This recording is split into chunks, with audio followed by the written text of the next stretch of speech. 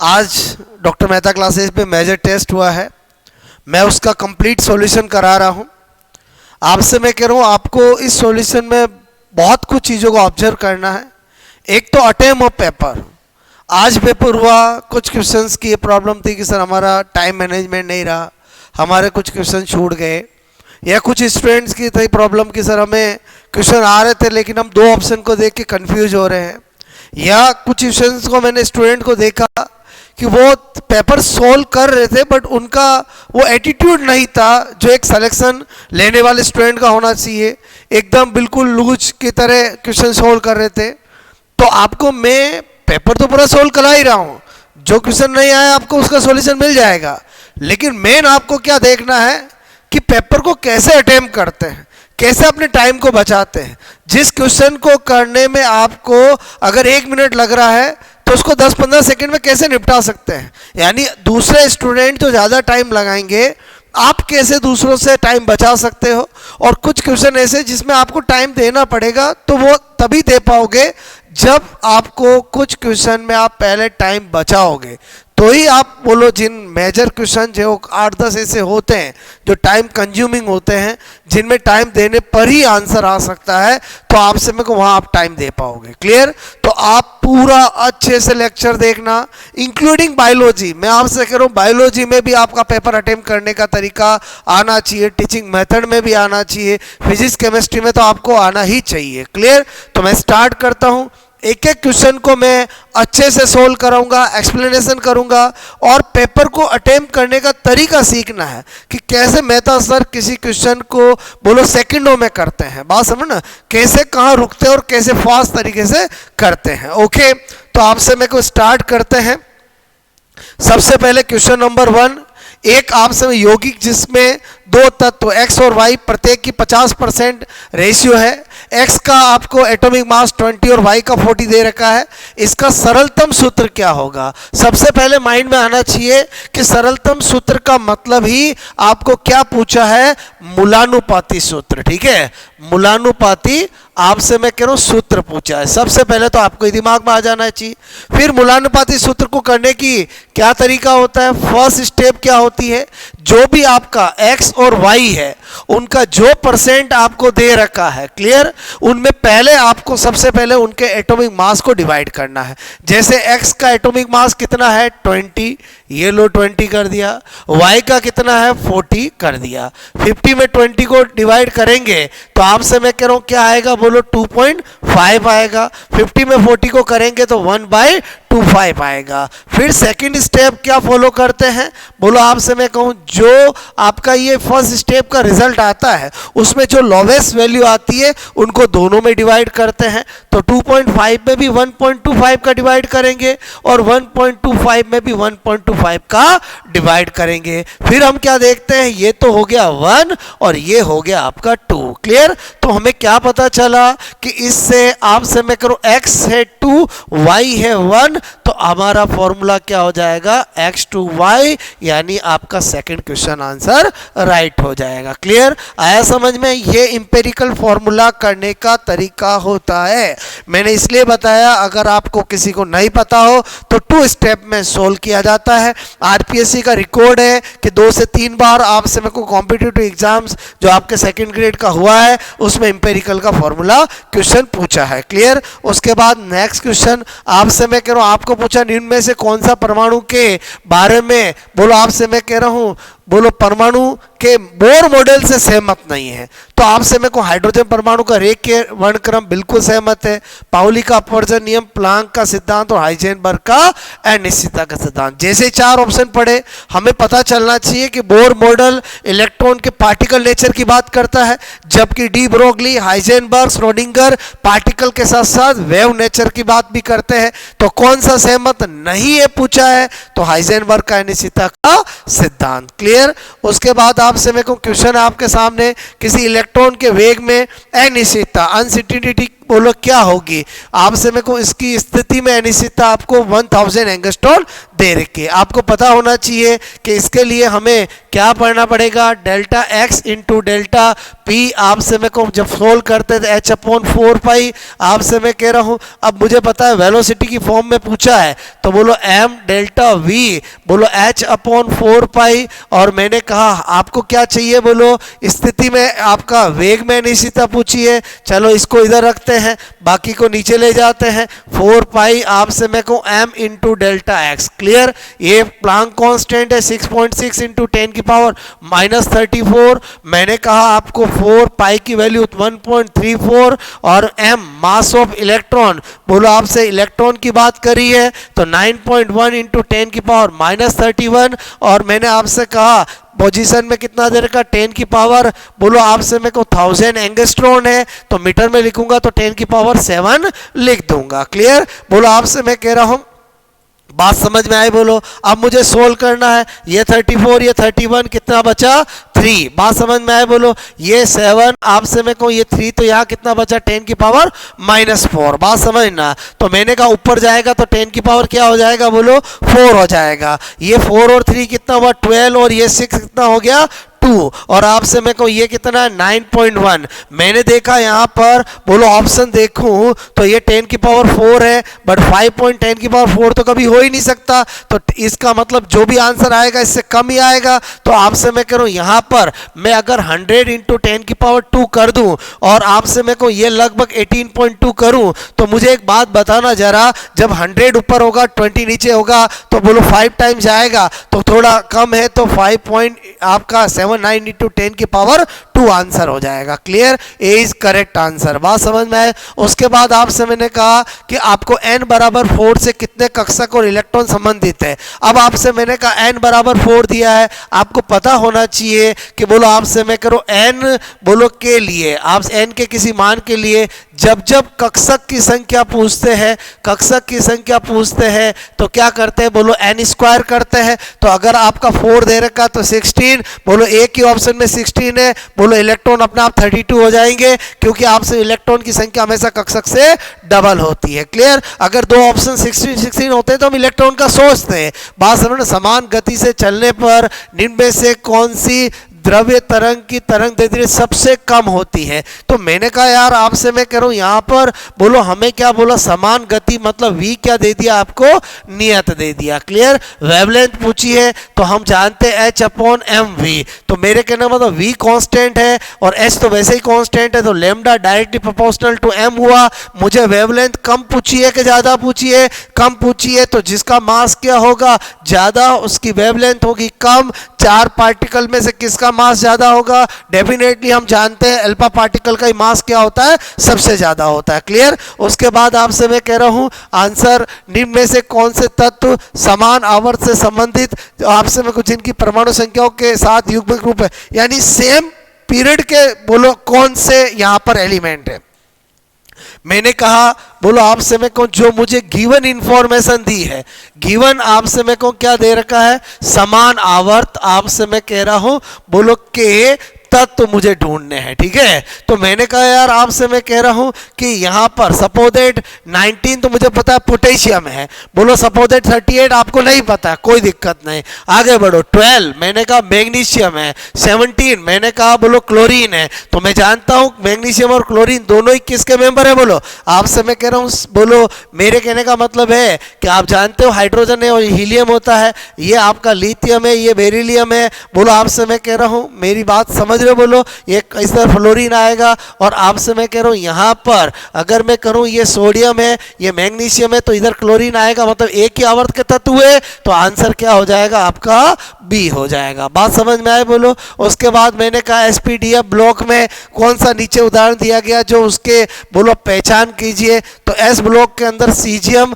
आपसे मैं कह रहा हूं गलत उदाहरण को पहचान करना है। देखो आपको क्वेश्चंस को अच्छे से पढ़ना पड़ेगा कि बोलो क्या पूछ पूछा है। इसका मतलब एस ब्लॉक में सीजियम बिल्कुल सही है, पी ब्लॉक में बेरियम बिल्कुल नहीं, बेरियम तो एस ब्लॉक में आता है। जब यहाँ से पता चल गया आगे आपको पढ़ने की जरूरत नहीं है। बोलो आपसे मैं कहूँ तत्वों के प्रथम आयनन ऊर्जा, मैंने कहा मुझे 4 तत्व दिए हैं, एक कार्बन, एक नाइट्रोजन और एक सिलिकॉन और एक फास्फोरस। देखो हम बहुत अच्छे से जानते हैं कि ये दोनों क्या होते हैं, हाफ फील्ड होते हैं। क्लियर? जैसे नाइट्रोजन का क्या होता है, बोलो 2p, बोलो आपसे में 3, और फास्फोरस का क्या होता है 3p3। तो हाफ फील्ड वाले अपने नियर बाई से हमेशा क्या होते हैं, ज्यादा आपसे में को स्टेबल होते हैं। तो आपसे मैं करूं, और एक ग्रुप में जब नीचे जाते हैं तो आईपी क्या होता है, डिक्रीज होता है। इसका मतलब हुआ नाइट्रोजन, बोलो वो होगा आपसे मैं कह रहा हूं, मैंने कहा आपसे मैं कहूँ जो नाइट्रोजन है वो तो कार्बन से क्या होगा, बोलो ज्यादा होगा, और फास्फोरस है वो किससे ज्यादा होगा, बोलो सिलिकॉन से। मेरी बात समझ में आए बोलो? तो मेरे कहने का मतलब ये है कि तत्वों का आयनन ऊर्जा, बोलो आपसे मैं कह रहा हूँ, तो आपको मैंने बताया कि P1 जो होता है आपसे मैं कह रहा हूँ उससे ज्यादा स्टेबल होता है P2, और उससे ज्यादा होता है P4, उससे ज्यादा होता है P3, फिर क्या होता है P5, और फिर क्या होता है P6। तो हमें क्या पूछा है कि प्रथम आयनन ऊर्जा का क्रम क्या होगा। तो आपसे मैं कह रहा हूँ हमें एक बात समझ में आए कि बोलो नाइट्रोजन जो है वो आपसे मैं कह रहा हूँ क्या होगा, बोलो नाइट्रोजन, बोलो आपसे मैं कह रहा हूँ, मैंने कहा कार्बन से ज्यादा होगा और फास्फोरस सिलिकॉन से ज्यादा होगा। क्लियर? तो हमारा आंसर क्या हो जाएगा, बोलो सी हो जाएगा। बात समझ में आए बोलो? आपको मेरी बात समझ में आई होगी। क्लियर? उसके बाद देखते हैं पोटेशियम और क्लोरीन आयन आइसो इलेक्ट्रॉनिक है, ठीक है, तो इनमें से कौन सा कथन सही नहीं है, बोलो बात समझ ना। तो मैंने कहा हम देखते हैं यहाँ पर पोटेशियम और क्लोरीन दोनों के आयनों में इलेक्ट्रॉन की संख्या 18, बिल्कुल सही बात है। आइसो इलेक्ट्रॉनिक तभी है, पोटेशियम और क्लोरीन दोनों में समान विन्यास है, बिल्कुल सही बात है। सेम कॉन्फ़िगरेशन होगा, पोटेशियम आयन की आयनिक आकार क्लोरीन से बड़ा होगा, सरासर गलत बात है, क्योंकि हमें पता है कि बोलो आपसे में आइसो इलेक्ट्रॉनिक के अंदर बोलो जो नेगेटिव चार्ज वाला होता है उसकी साइज क्या होती है, बोलो पॉजिटिव वाले से बड़ी होती है। तो यहाँ पर ये गलत बात है। जब आपको ये पता चल गया तो अगला पढ़ने की जरूरत ही नहीं है। बात समझ ना। किसी आबंधित अणु में आबंधित और अनाबंधित इलेक्ट्रॉन के मध्य आकर्षण, ये आपके सेकंड ग्रेड में बार बार पूछा गया है, आपको पता होना चाहिए रिपल्सन ऑर्डर क्या होता है। सबसे ज्यादा रिपल्सन किसमें होता है, लॉन पेयर और लॉन पेयर, उसके बाद लॉन पेयर और बॉन्ड पेयर, उसके बाद मैंने कहा बॉन्ड पेयर और बॉन्ड पेयर। तो आपको इसमें कौन सा ऑप्शन लिख रहा है, आपसे मैं कहूँ C is right, lone pair lone pair, lone pair bond pair और bond pair bond pair. Clear? इसका मतलब आपसे में एसिटिलीन अणु मतलब ये हो गया आपका एसिटिलीन। क्लियर? में कितने सिग्मा कितने पाई बॉन्ड, तो इसमें 1 सिग्मा और क्या होते हैं 2 पाई बॉन्ड। क्लियर? आंसर क्या हो जाएगा, सी हो जाएगा। क्लियर? उसके बाद निम्न में से कौन सा अणु संकर, बोलो sp2 से निर्मित है। आपको मैंने संकर निकालने का एक ब्रह्मास्त्र सिखाया था, उससे आप कर सकते हो। जैसे मैंने कहा इसका क्या होगा sp3, इसका क्या होगा sp2, इसका क्या होगा sp, इसका क्या होगा sp। तो sp2 वाला कौन हुआ, bf3 हुआ। क्लियर? कौन हुआ, bf3। बात समझ में आए बोलो? उसके बाद मैंने कहा xcf2 xcf4 xcf6 में जिनोन का, तो मेरे कहने का मतलब है xcf2 के अंदर देखें तो इसका आउटर मोस कितने हैं, बोलो 8 है, बोलो 2 है, मोनो हैलोजेन जोड़े हैं। आपसे मैं कहूँ इसका आधा करते हैं तो आपका 10 का आधा 5, मतलब क्या हो गया sp3d। हमने देखा पहला ऑप्शन ये हो ही नहीं सकता, बोलो आपसे मैं कहूँ sp3d इसमें भी है, ये हो नहीं सकता, ये हो नहीं सकता, तो बस बाकी मैं 2 को क्यों चेक करूं। बात समझ में? आपको तो आंसर निकालने से मतलब है। क्लियर? उसके बाद आपसे मैं कहूँ आणविक कक्षक सिद्धांत के अनुसार निम्न में से किसका अस्तित्व नहीं है। आप जानते हो आपसे मैं कहूँ MOT यानी मॉलिक्यूलर, आपसे मैं कहूँ ऑर्बिटल, बोलो ऑर्बिटल थ्योरी ये कहती है कि आपसे मैं कह रहा हूं जिसका बॉन्ड ऑर्डर, आपसे मैं कहूं बॉन्ड ऑर्डर बोलो 0 मिलता है, आपसे मैं कह रहा हूं इसका मतलब है उसका कोई अस्तित्व नहीं है, कोई मैंने कहा अस्तित्व नहीं है। तो चलो ढूंढते हैं। मैंने कहा आपको H+, आपसे मैं कहूं यहां पर यहाँ पर ये क्या लिखा हुआ H2 प्लस, तो डेफिनेटली इसमें एक इलेक्ट्रॉन है तो बॉन्ड ऑर्डर जीरो हो ही नहीं सकता। यहाँ पर बेरिलियम 2, तो मैंने कहा बोलो आपसे मैं कहूँ ये बेरिलियम है, ठीक है, तो आपसे मैं करूँ यहाँ पर 1s2 hydrogen helium lithium beryllium, तो ये आपने देखा कि इसके अंदर जब हम इलेक्ट्रॉन फील करेंगे MOT के अंदर, तो आपने देखा कि बोलो ऐसा फील होगा, तो बोलो ये बॉन्डेड और एंटी बॉन्डेड में इलेक्ट्रॉन की संख्या सेम हो गई। तो यहाँ पर जब हम करेंगे कि बॉन्ड ऑर्डर, आपसे मैं कह रहा हूं तो 1/2 NB माइनस NA करेंगे, तो 1/2 आपको पता है इसमें भी कितने हैं बोलो 4, इसमें भी 4, तो आपका बॉन्ड ऑर्डर जीरो आने का मतलब हो गया उसका कोई अस्तित्व नहीं है। क्लियर। उसके बाद निम्न में से कौन सा बोलो युग्म का बंध क्रम समान है, तो आपसे मैं कहूँ बंध क्रम समान पूछा है, तो आपसे मैं कह रहा हूँ यहाँ पर बोलो ये छपे नहीं है, बट आपको पहला ही ऑप्शन ऐसा मिल गया, क्योंकि फ्लोरीन जो होता है उसके बाद आप जानते हो पी के अंदर कितने होते हैं 5 और 5 10 इलेक्ट्रॉन। क्लियर। और O2 के अंदर कितना होता है 4 + 4 और -2, ये O2 -2 है, तो 2 इलेक्ट्रॉन और आगे तो 10 इलेक्ट्रॉन हो गया। हमें आइसो इलेक्ट्रॉनिक पूछा तो ए आंसर हो जाएगा। क्लियर। उसके बाद एक गैस उच्च दाब पर आदर्श व्यवहार से विचलन बोलो को प्रदर्शित करती है, ऐसा कब करेंगे, तो मेरे कहना मतलब जब आपसे मैं करूं दाब जब हम बढ़ा देते हैं तो आपको पता गैस के अणु क्या हो जाते हैं पास पास आ जाते हैं, उनमें इंट्रा मोलिकुलर अट्रैक्शन होने लगता है, तो गतिज ऊर्जा निहित रखते हैं, सहसंयोजक बंधों द्वारा बंधे होते हैं, एक दूसरे को आकर्षित करते हैं। बिल्कुल सही आंसर हो जाएगा, क्योंकि जब हम प्रेशर इंक्रीज कर देते हैं तो गैस के मोलिकुलर पास आने से एक दूसरे को आकर्षित करने लगते हैं, और फिर जो आपका है वो आइडियल गैस से बोलो आपसे डेविएशन विचलन दर्शाने लगता है। कोई निकास 50 किलो जूल आपसे को उष्मा को अवशोषित करता है और 20 किलो जूल का कार्य करता है। आंतरिक ऊर्जा में परिवर्तन क्या होगा आपको पता है, ये FLOT थर्मोडायनामिक्स का जो प्रथम लॉ है उसका मैथमेटिकल फॉर्म होता है Q = W + डेल्टा U। अब आपको क्या गिवन है, कोई निकाय 50 किलो जूल की उष्मा को अवशोषित करता है, ये लिख दिया चलो 50, फिर मैंने कहा 20 जूल का कार्य करता है, तो आपसे मैं कहूँ कार्य करेगा ये 20 लिख दिया, क्योंकि बोलो कार्य करता है मतलब उसके द्वारा ही हुआ बोलो। क्लियर। फिर मैंने कहा डेल्टा U करना है, तो डेल्टा U करेंगे तो 50 - 20 कितना आ गया 30, और प्लस का आया, इसका मतलब ये हुआ कि बोलो आपसे मैं कह रहा हूँ 30 किलो जूल की वृद्धि, क्योंकि कमी और वृद्धि दो देने का प्लस आया इसलिए वृद्धि, माइनस आता तो कमी। ओके। उसके बाद किसी ताप पर स्वतः परिवर्तित बोलो होने के लिए अभिक्रिया के लिए निम्न में से कौन सी परिस्थितियां होनी चाहिए, आपको पता है कोई भी अभिक्रिया स्पॉन्टेनियस या नॉन स्पॉन्टेनियस स्वतः या अस्वतः होगी, इसका निर्धारण हम किसके द्वारा करते हैं, बोलो गिब्स हेल्महोल्ट्ज़ इक्वेशन से करते हैं। किससे करते हैं, गिब्स मैंने कहा हेल्महोल्ट्ज़ आपसे मैं कह रहा हूं समीकरण, इससे करते हैं। और आपको पता होना चाहिए कि डेल्टा G = डेल्टा H बोलो T डेल्टा S, ये आपसे मैं कोई इक्वेशन होती है। अब अपन ने देखा कि स्वतः होने के लिए क्या होना चाहिए, नेगेटिव होना चाहिए। अब हमने देखा कि ये अगर बोलो आपसे मैं करूं पॉजिटिव हो और ये भी पॉजिटिव हो, तो बोलो किसी भी ताप पर तो जरूरी नहीं है ये नेगेटिव होगा, ये अगर नेगेटिव हो और ये नेगेटिव हो तो आपसे मेरे को फिर भी एक कंडीशन होगी टेम्परेचर की, उसी पर बोलो नेगेटिव होगा। अगर डेल्टा H पॉजिटिव हो, बात समझ में आए बोलो, और ये क्या हो बोलो नेगेटिव हो, तो हमेशा अस्वतः होगा। और अगर ये नेगेटिव हो, बात समझ में आए, ये नेगेटिव हो और ये पॉजिटिव हो, तो फिर तो आपका रिजल्ट इसका अल्टीमेटली नेगेटिव आएगा। कोई भी टेम्परेचर हो आपसे मेरे को अभिक्रिया क्या होगी, स्वतः ही होगी। ओके। उसके बाद निम्न में से कौन सा कथन सही नहीं है, बोलो बार बार ध्यान रखना, ऐसे ही क्वेश्चन आरपीएससी में आते हैं। किसी स्वतः प्रक्रम के लिए डेल्टा G का मान ऋणात्मक होना चाहिए, बिल्कुल सही बात है, रॉन्ग स्टेटमेंट पूछा है। एंथैल्पी एंट्रोपी मुक्त ऊर्जा अवस्था परिवर्तन राशि बिल्कुल सही है।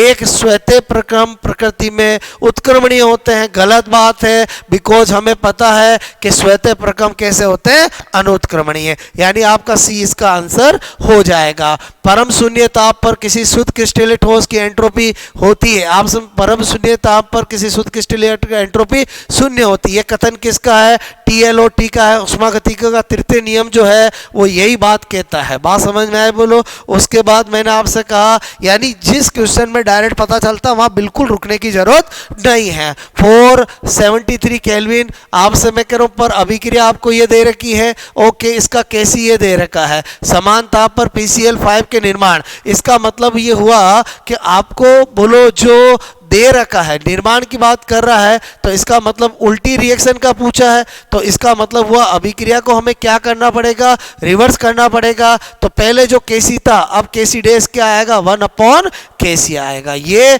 बोलो इसके विघटन की अभिक्रिया है और ये निर्माण की अभिक्रिया है। मुझे निर्माण की अभिक्रिया का केसी पूछा है, इसका मतलब ओरिजिनल अभिक्रिया से नई अभिक्रिया में क्या किया है? बोलो रिवर्स कर दिया, तो हमने इसको ये कर दिया। अच्छा, ये करने के बाद तो सोल्व करना है। बोलो केसी की वैल्यू क्या दे कि 8.3 इंटू 10⁻³ -3 ऊपर जाएगा तो 1000 बन जाएगा, नीचे 8.3 आ जाएगा। बोलो आपसे मैं कहूँ ऑप्शन अगर अपन देखें तो पहला ऑप्शन है 8.3 इंटू 10⁻³, एक है 8.3 इंटू 10⁻³ बोलो 100 120 240। तो मैंने दिमाग लगाया यार, अगर यह 10 होता तो 100 आता, तो अगर 8 है तो डेफिनेटली 120 आएगा। बात समझ में आई बोलो। मैंने कहा अभिक्रिया 2SO2O2 चेंज इन 2SO3 और आपको उष्मा एक्सोथर्मिक दे रखा है। ओके, अब आपसे पूछा जा रहा अनुकूल आपकी कंडीशंस क्या होगी? तो मैंने देखा अगर मैं सबसे पहले ताप का देखूं तो मुझे पता है कि जब भी ताप कम होता है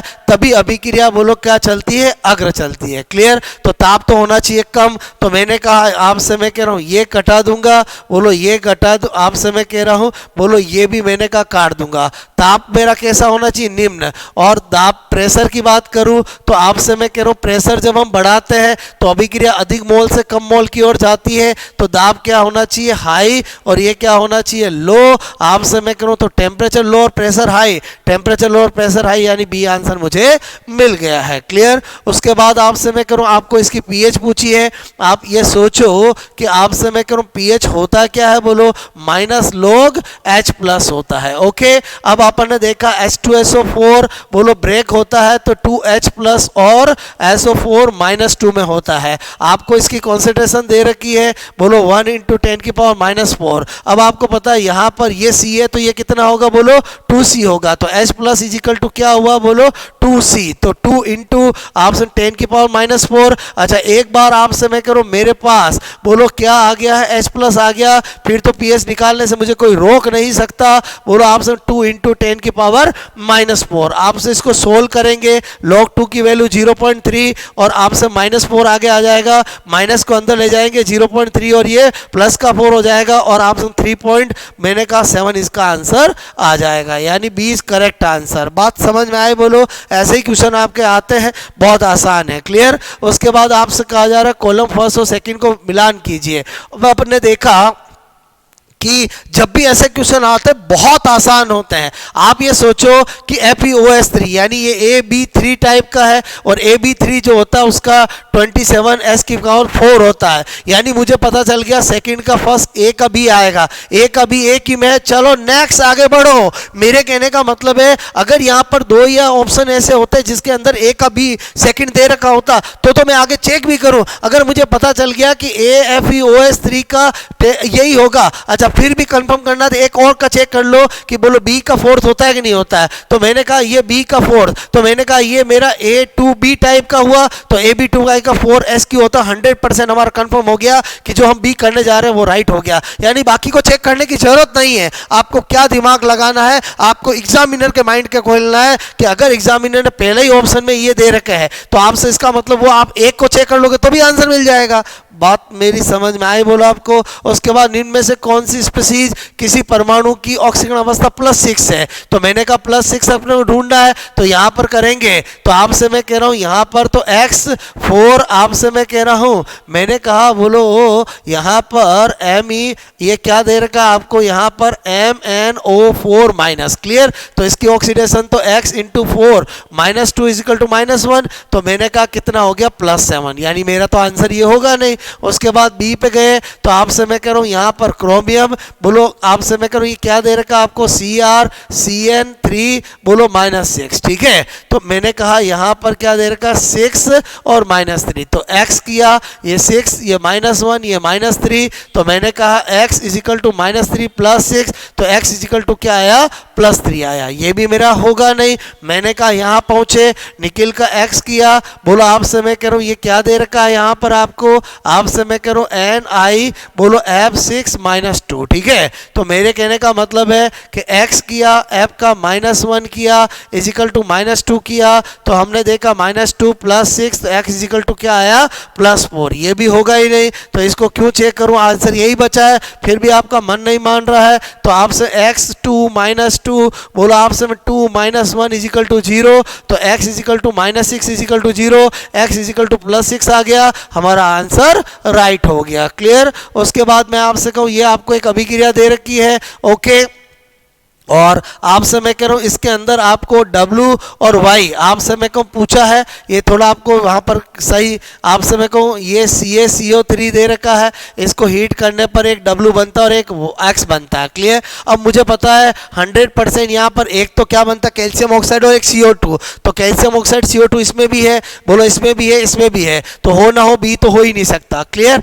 अब हमें दिमाग लगाना है कि वो कह रहा है कि ये W जो है उसको जब मैं हीट करता हूँ तो Y बनता है। क्लियर। जब मैं उसको वाटर से रिएक्शन कराता हूं तो मैंने देखा यहां पर कि बोलो अगर मैं आपसे कह रहा हूं ये W लेता हूं, ठीक है, ये Y लेता हूं, तो W यानी कैल्शियम ऑक्साइड, तो कैल्शियम ऑक्साइड को ही मैं जब वाटर से कराऊंगा तो कैल्शियम हाइड्रोक्साइड मिलेगा। क्लियर। तो मेरे कहने का मतलब है ये वाला तो हो ही नहीं सकता, और इसके अंदर मैंने कहा H2CO3 किसी एंगल से नहीं होगा, तो आपका यही हो जाएगा। और ज्यादा करेक्ट चेक करना है तो आपसे मैं करूं फिर आपका कैल्शियम हाइड्रोक्साइड, आपसे मैं कह रहा हूं जो कैल्शियम हाइड्रोक्साइड है उसको अपन Na2CO3 से कराते हैं, तो आपसे NaOH और CaCO3 बन जाएगा। मेरे कहने का मतलब आपको मेरी बात समझ में आए कि सबसे पहले इसको काटा, फिर ये देखा, और फिर हमने देखा कि भाई आपसे मैं करूँ ये वाला बोलो प्रोडक्ट वाटर से रिएक्शन कराने पे बनेगा, तो वो किससे बन सकता है, कैल्शियम ऑक्साइड से बन सकता है, और आपसे मैं करूँ हमारा इस तरह से क्वेश्चन आंसर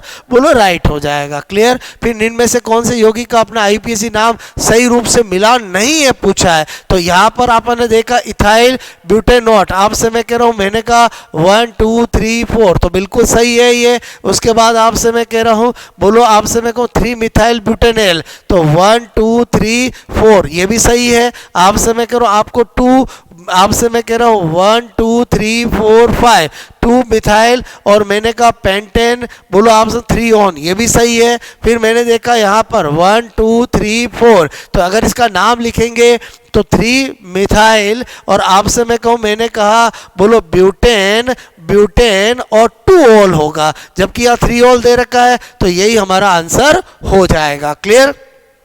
उसके बाद आपसे मैं कह रहा हूँ निम्न में से किस बोलो स्पीसीज के अतिसंयुग्मन संभव है, आपको मैंने कहा हाइपर कॉन्जुगेशन, ठीक है। तो हाइपर कॉन्जुगेशन की शर्त होती है कि कम से कम एक डबल बॉन्ड और एक carbon hydrogen sigma bond conjugated position पे होना चाहिए। तो मैंने कहा आपको पहला ऑप्शन ये दे रखा है, ये तो किसी एंगल से होगा नहीं, इसमें हाइपर कॉन्जुगेशन होगा नहीं, और मैंने आपसे कहा कि इसके अंदर बोलो डबल बॉन्ड है लेकिन यहाँ पर कोई हाइड्रोजन नहीं है, इसलिए ये होगा नहीं, और 100% यही होगा क्योंकि इसके अंदर आपसे मैं कहूँ ये डबल बॉन्ड, और ये मैंने कहा आपको carbon hydrogen sigma bond conjugated position पे है, तो 100% हमारा आंसर क्या होगा, बी होगा। क्लियर। फिर आपसे पूछा गया कि ये जो आपको कार्पेटाइन दिया है किससे कम स्थायी है, तो मैंने आपको कहा ये कौन सा है, बोलो 2 डिग्री, और 2 डिग्री किससे कम स्थायी होता है, 3 डिग्री से। ढूंढो 3 डिग्री वाला, ये मिल गया, यही आंसर होगा। बात समझ में आए। क्योंकि जो कार्बोकेटाइन जो होते हैं आपसे मैं कह रहा हूँ उनकी स्टेबिलिटी पहले 3 डिग्री फिर 2 डिग्री और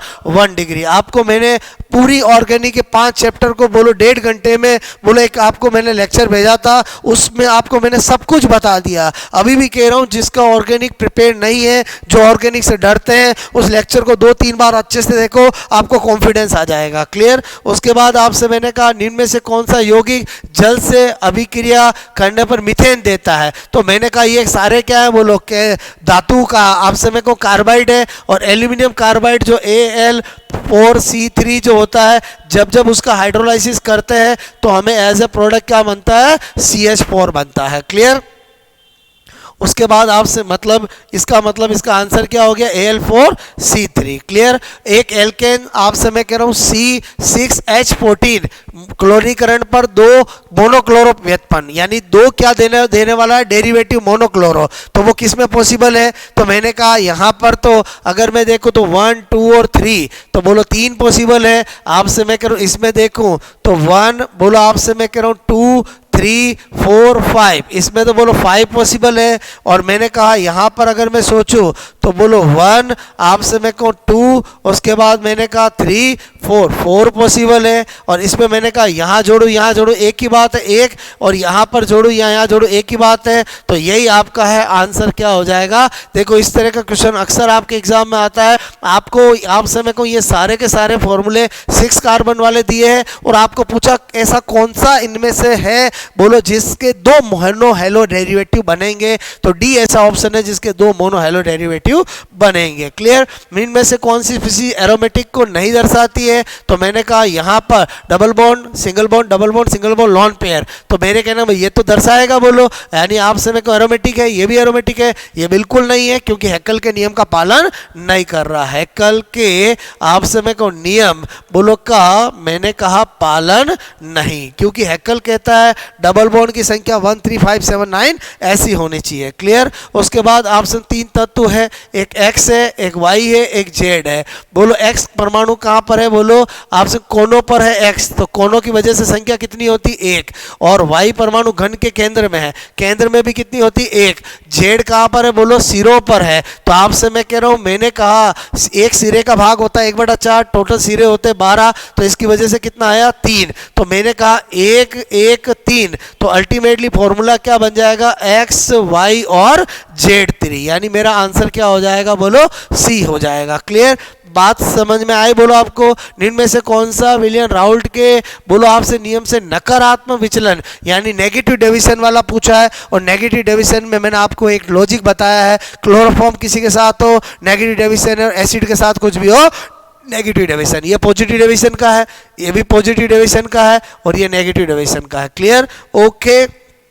उसके बाद निम्न में से कौन सा बोलो आपसे कथन असत्य है, तो हमें रॉन्ग स्टेटमेंट पूछा है। विभिन्न विलायकों में तैयार समान मोललता के सुक्रोज के 2 भिन्न बोलो विलयनों के हिमांग में अवनमन, मैंने कहा यार हिमांग में अवनमन जो होता है डेल्टा TF वो क्या होता है बोलो KF इंटू मोललता, तो मेरे कहने का मतलब हर एक विलायक के लिए बोलो आपसे मैं कह रहा हूँ ये आपका जो आपसे मैं कहूँ जो कांस्टेंट है वो अलग अलग होता है, तो ये भले ही समान होने से ये समान नहीं होगी, तो रॉन्ग स्टेटमेंट तो मुझे पहला ही मिल गया। फिर भी मैंने कहा एक बार चेक करता हूँ, किसी भी विलयन में परासरण दाब बोलो पाई = CRT बिल्कुल सही है। बोलो आपसे मैंने कहा बेरियम क्लोराइड और पोटेशियम क्लोराइड और एसिटिक एसिड और सुक्रोज के लिए परासरण दाब का ऑर्डर, तो मैंने कहा इसका वन टॉप कोफिशिएंट जो है वो बोलो 3 है, इसका बोलो 2 है, इसका आपसे मेरे को वन टॉप कोफिशिएंट 1 से 2 के बीच है, और इसका 1 है, तो आपसे मेरे को जो हमारा परासरण दाब होता है वो वन टॉप कोफिशिएंट के डायरेक्टली प्रोपोर्शनल होता है, तो बिल्कुल सही है। राउल्ट के नियम के अनुसार किसी भी विलयन के वाष्पशील घटकों के द्वारा बोलो उत्पन्न वाष्प दाब विलयन में उसके मोल अंशों के बिल्कुल सही है, तो अल्टीमेटली हमारा आंसर क्या हो गया बोलो असत्य कथन पूछा है, तो पहला असत्य कथन हो गया, क्योंकि अगर डिफरेंट सोलवेंट होंगे तो उनकी मोललता भले ही समान हो, उनका बोलो deviation in freezing point Himang में अवनमन समान हो ही नहीं सकता, क्योंकि अलग अलग विलायक के लिए KF कांस्टेंट की वैल्यू अलग अलग होती है। बात समझ में आए बोलो ओके। उसके बाद निम्न अभिक्रिया में के साथ गैल्वेनिक सेल का मानक सेल का ईएमएफ क्या होगा। मेरे कहने का मतलब है आपको सेल का ईएमएफ निकालना है, आपको ये चार ऑप्शन दे रखे हैं। Clear, very simple. आपको क्या करना है, मैंने एक लॉजिक सिखाया, ईएमएफ क्या होता है, ई ऑक्सीडेशन प्लस ई रिडक्शन। क्लियर, आप देखो, आपसे मैं कह रहा हूं आपको ऑक्सीडेशन किसका हो रहा है, क्रोमियम का हो रहा है। क्रोमियम का आपको कैसा विभव दे रखा है, रिडक्शन दे रखा है। तो अगर नेगेटिव -0 7.4 है तो 7.4 नेगेटिव को पॉजिटिव में कर लेंगे। ओके, उसके बाद मैंने कहा कि रिडक्शन किसका हो रहा है, बोलो यहाँ पर केडीबीएम का क्या हो रहा है, बोलो रिडक्शन हो रहा है। तो मेरे कहने का मतलब है यहाँ पर केडीबीएम का रिडक्शन पोटेंशियल दे रखा है, तो बोलो जो दे रखा वो लिख दूंगा -0.40। क्लियर, तो अल्टीमेटली इसको सोल्व करूंगा तो मेरा प्लस का 0.34 वोल्ट आंसर आ जाएगा। C is correct answer, very very easy. Okay, उसके बाद बोलो 54 ग्राम सिल्वर विद्युत बोलो अपघटन अभिक्रिया के दौरान जमा होता है। तो विद्युत धारा की समान मात्रा, हमने देखा विद्युत धारा की समान मात्रा का मतलब ही हो गया दोनों सेल सीरीज में जुड़े हुए हैं, और सीरीज में जुड़े हुए होते हैं तो आपसे मैं कहूँ W इजिकल टू क्या होता है, E/96500 Q। अगर समान मात्रा का मतलब ये नियत हो गया, और अगर Q नियत हो गया इसका मतलब हुआ कि कैथोडों पर जमा धातु की मात्राओं का अनुपात क्या होगा, बोलो आपसे मैं कहूँ यही होगा। ओके, तो अब अपन ने देखा कि हमें पूछा किसका है, एल्यूमिनियम, तो मैंने कहा W एल्यूमिनियम कर देता हूँ। ओके, और मैंने कहा किसका दे रखा है, Ag का, नो प्रॉब्लम। एल्यूमिनियम का तुल्यांक की बार करूंगा तो एल्यूमिनियम का 27 होता है, डिवाइड बाय एल्यूमिनियम का बोलो आपका N क्या होगा 3, और मैंने कहा Ag का कितना होता है 108, और Ag का बोलो क्या होता है 1, क्योंकि एल्यूमिनियम +3 होता है, और आपसे मैं कहूँ इसलिए N क्या आएगा 3, और Ag क्या होता है प्लस, इसलिए उसका N क्या आएगा 1। बस मैंने कहा सोल्व करना है, ये कितना हो गया, बोलो 9 हो गया। और मैंने आपसे कहा कि इस WAG कितनी वैल्यू दे रखी 54, तो यहाँ पर 54 × 9 हो जाएगा, और ये 108 हो जाएगा। इसको काटेंगे तो 2 हो जाएगा, और 9 को 2 में डिवाइड करेंगे तो 4.5 आ जाएगा, यानी answer B is correct answer. मेरी बात समझ में आए, ये एक्चुअली किससे सोल्व हो रहा है, जो इलेक्ट्रोलाइसिस के लिए फेराडे का सेकंड लॉ है उससे हमने सोल्व किया। क्लियर, ओके, मेरी बात समझ में आए बोलो आपको। उसके बाद आपको एक अभिक्रिया दी जा रही है N2, आपसे मैं करूँ 2N25 और दिस वन, और इसका दर दिया और दर स्थिरांक दिया। ठीक है, ये रेट दी, नो प्रॉब्लम, और ये रेट कांस्टेंट दिया। जैसे ही सेकंड इनवर्स देखा हम समझ गए फर्स्ट ऑर्डर का क्वेश्चन है, और हमें कॉन्सेंट्रेशन पूछी है, बिंदास करेंगे।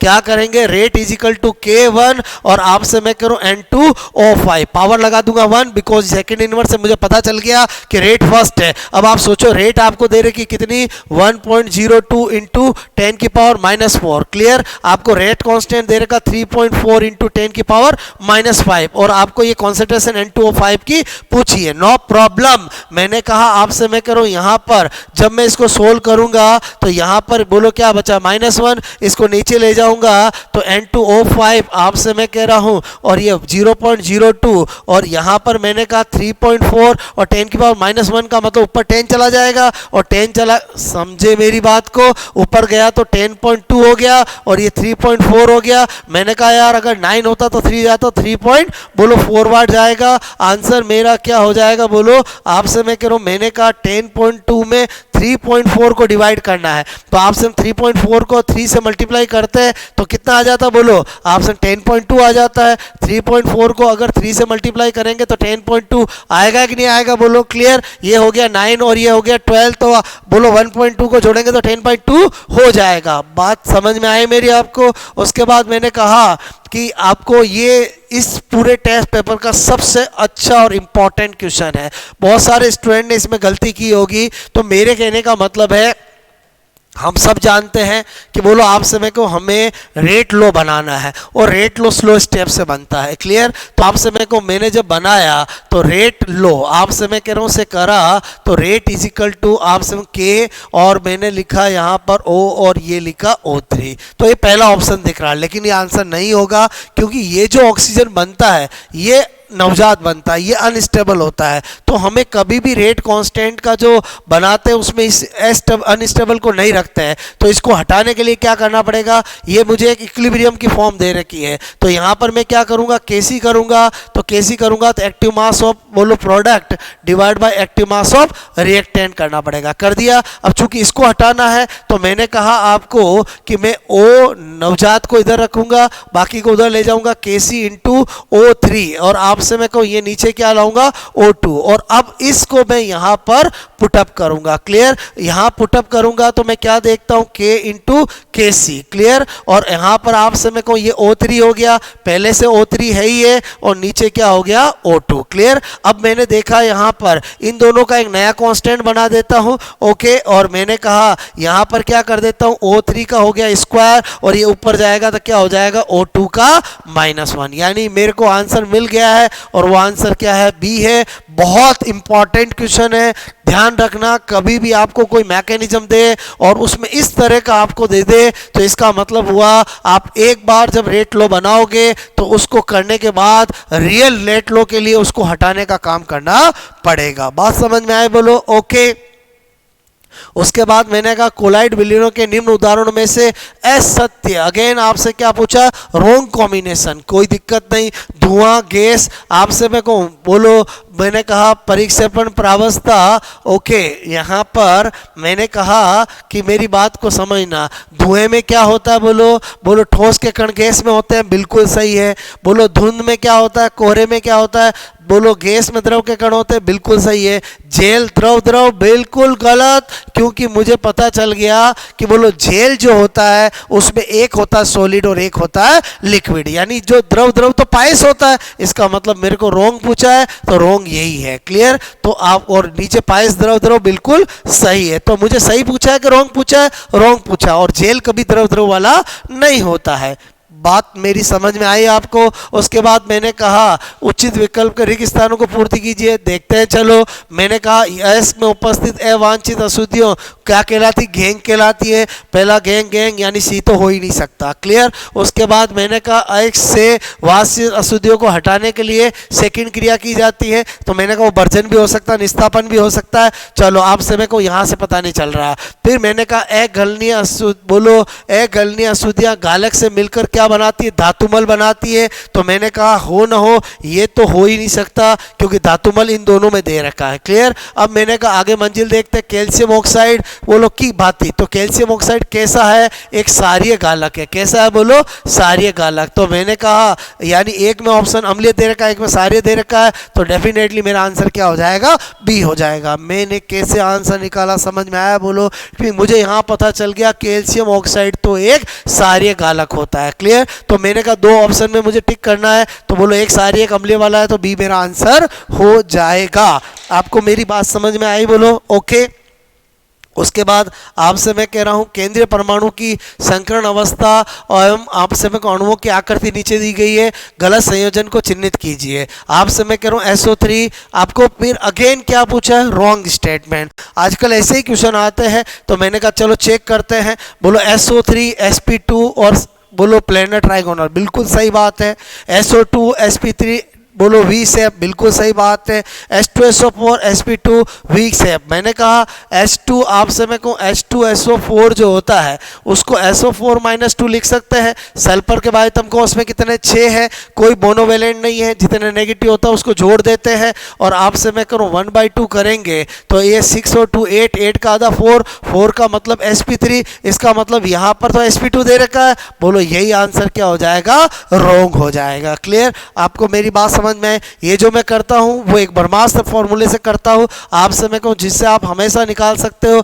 जिसको नहीं पता है वो अगेन ध्यान रखो, आपसे मैं कहूं संकरण अगर आपको कभी निकालना है तो इजिकल टू क्या करना पड़ता है, 1/2। मैंने कहा केंद्रीय, बोलो आपसे मैं कहूं परमाणु, ठीक है, बोलो के बाह्यतम, आपसे मैं कह रहा हूं बाह्यतम, मैंने कहा कोष, ठीक है, में बोलो इलेक्ट्रॉन की संख्या, ठीक है, बोलो प्लस एक संयोजी, आपसे मैं कहूँ एक संयोजी, मैंने कहा परमाणु, ठीक है, की संख्या, एक संयोजी के अंदर केवल और केवल आपको फ्लोरीन हो या हेलोजन हो या हाइड्रोजन हो तो ही काउंट करना है, हाइड्रोजन और हेलोजन। और फिर क्या करते हैं, ऋणावेश का है तो बोलो आपसे मैं कह रहा हूँ को जोड़ते हैं, और धनावेश का जो भी मान है, ऋणावेश के मान को तो क्या करते हैं, जोड़ते हैं, और धनावेश आपसे मैं को के मान को क्या करते हैं, बोलो घटाते हैं। क्लियर। अगर आप इसको सोल्व करते हो और आपका रिजल्ट अगर 2 आता तो sp है, 3 आता था sp2 है, 4 आता था sp3 है,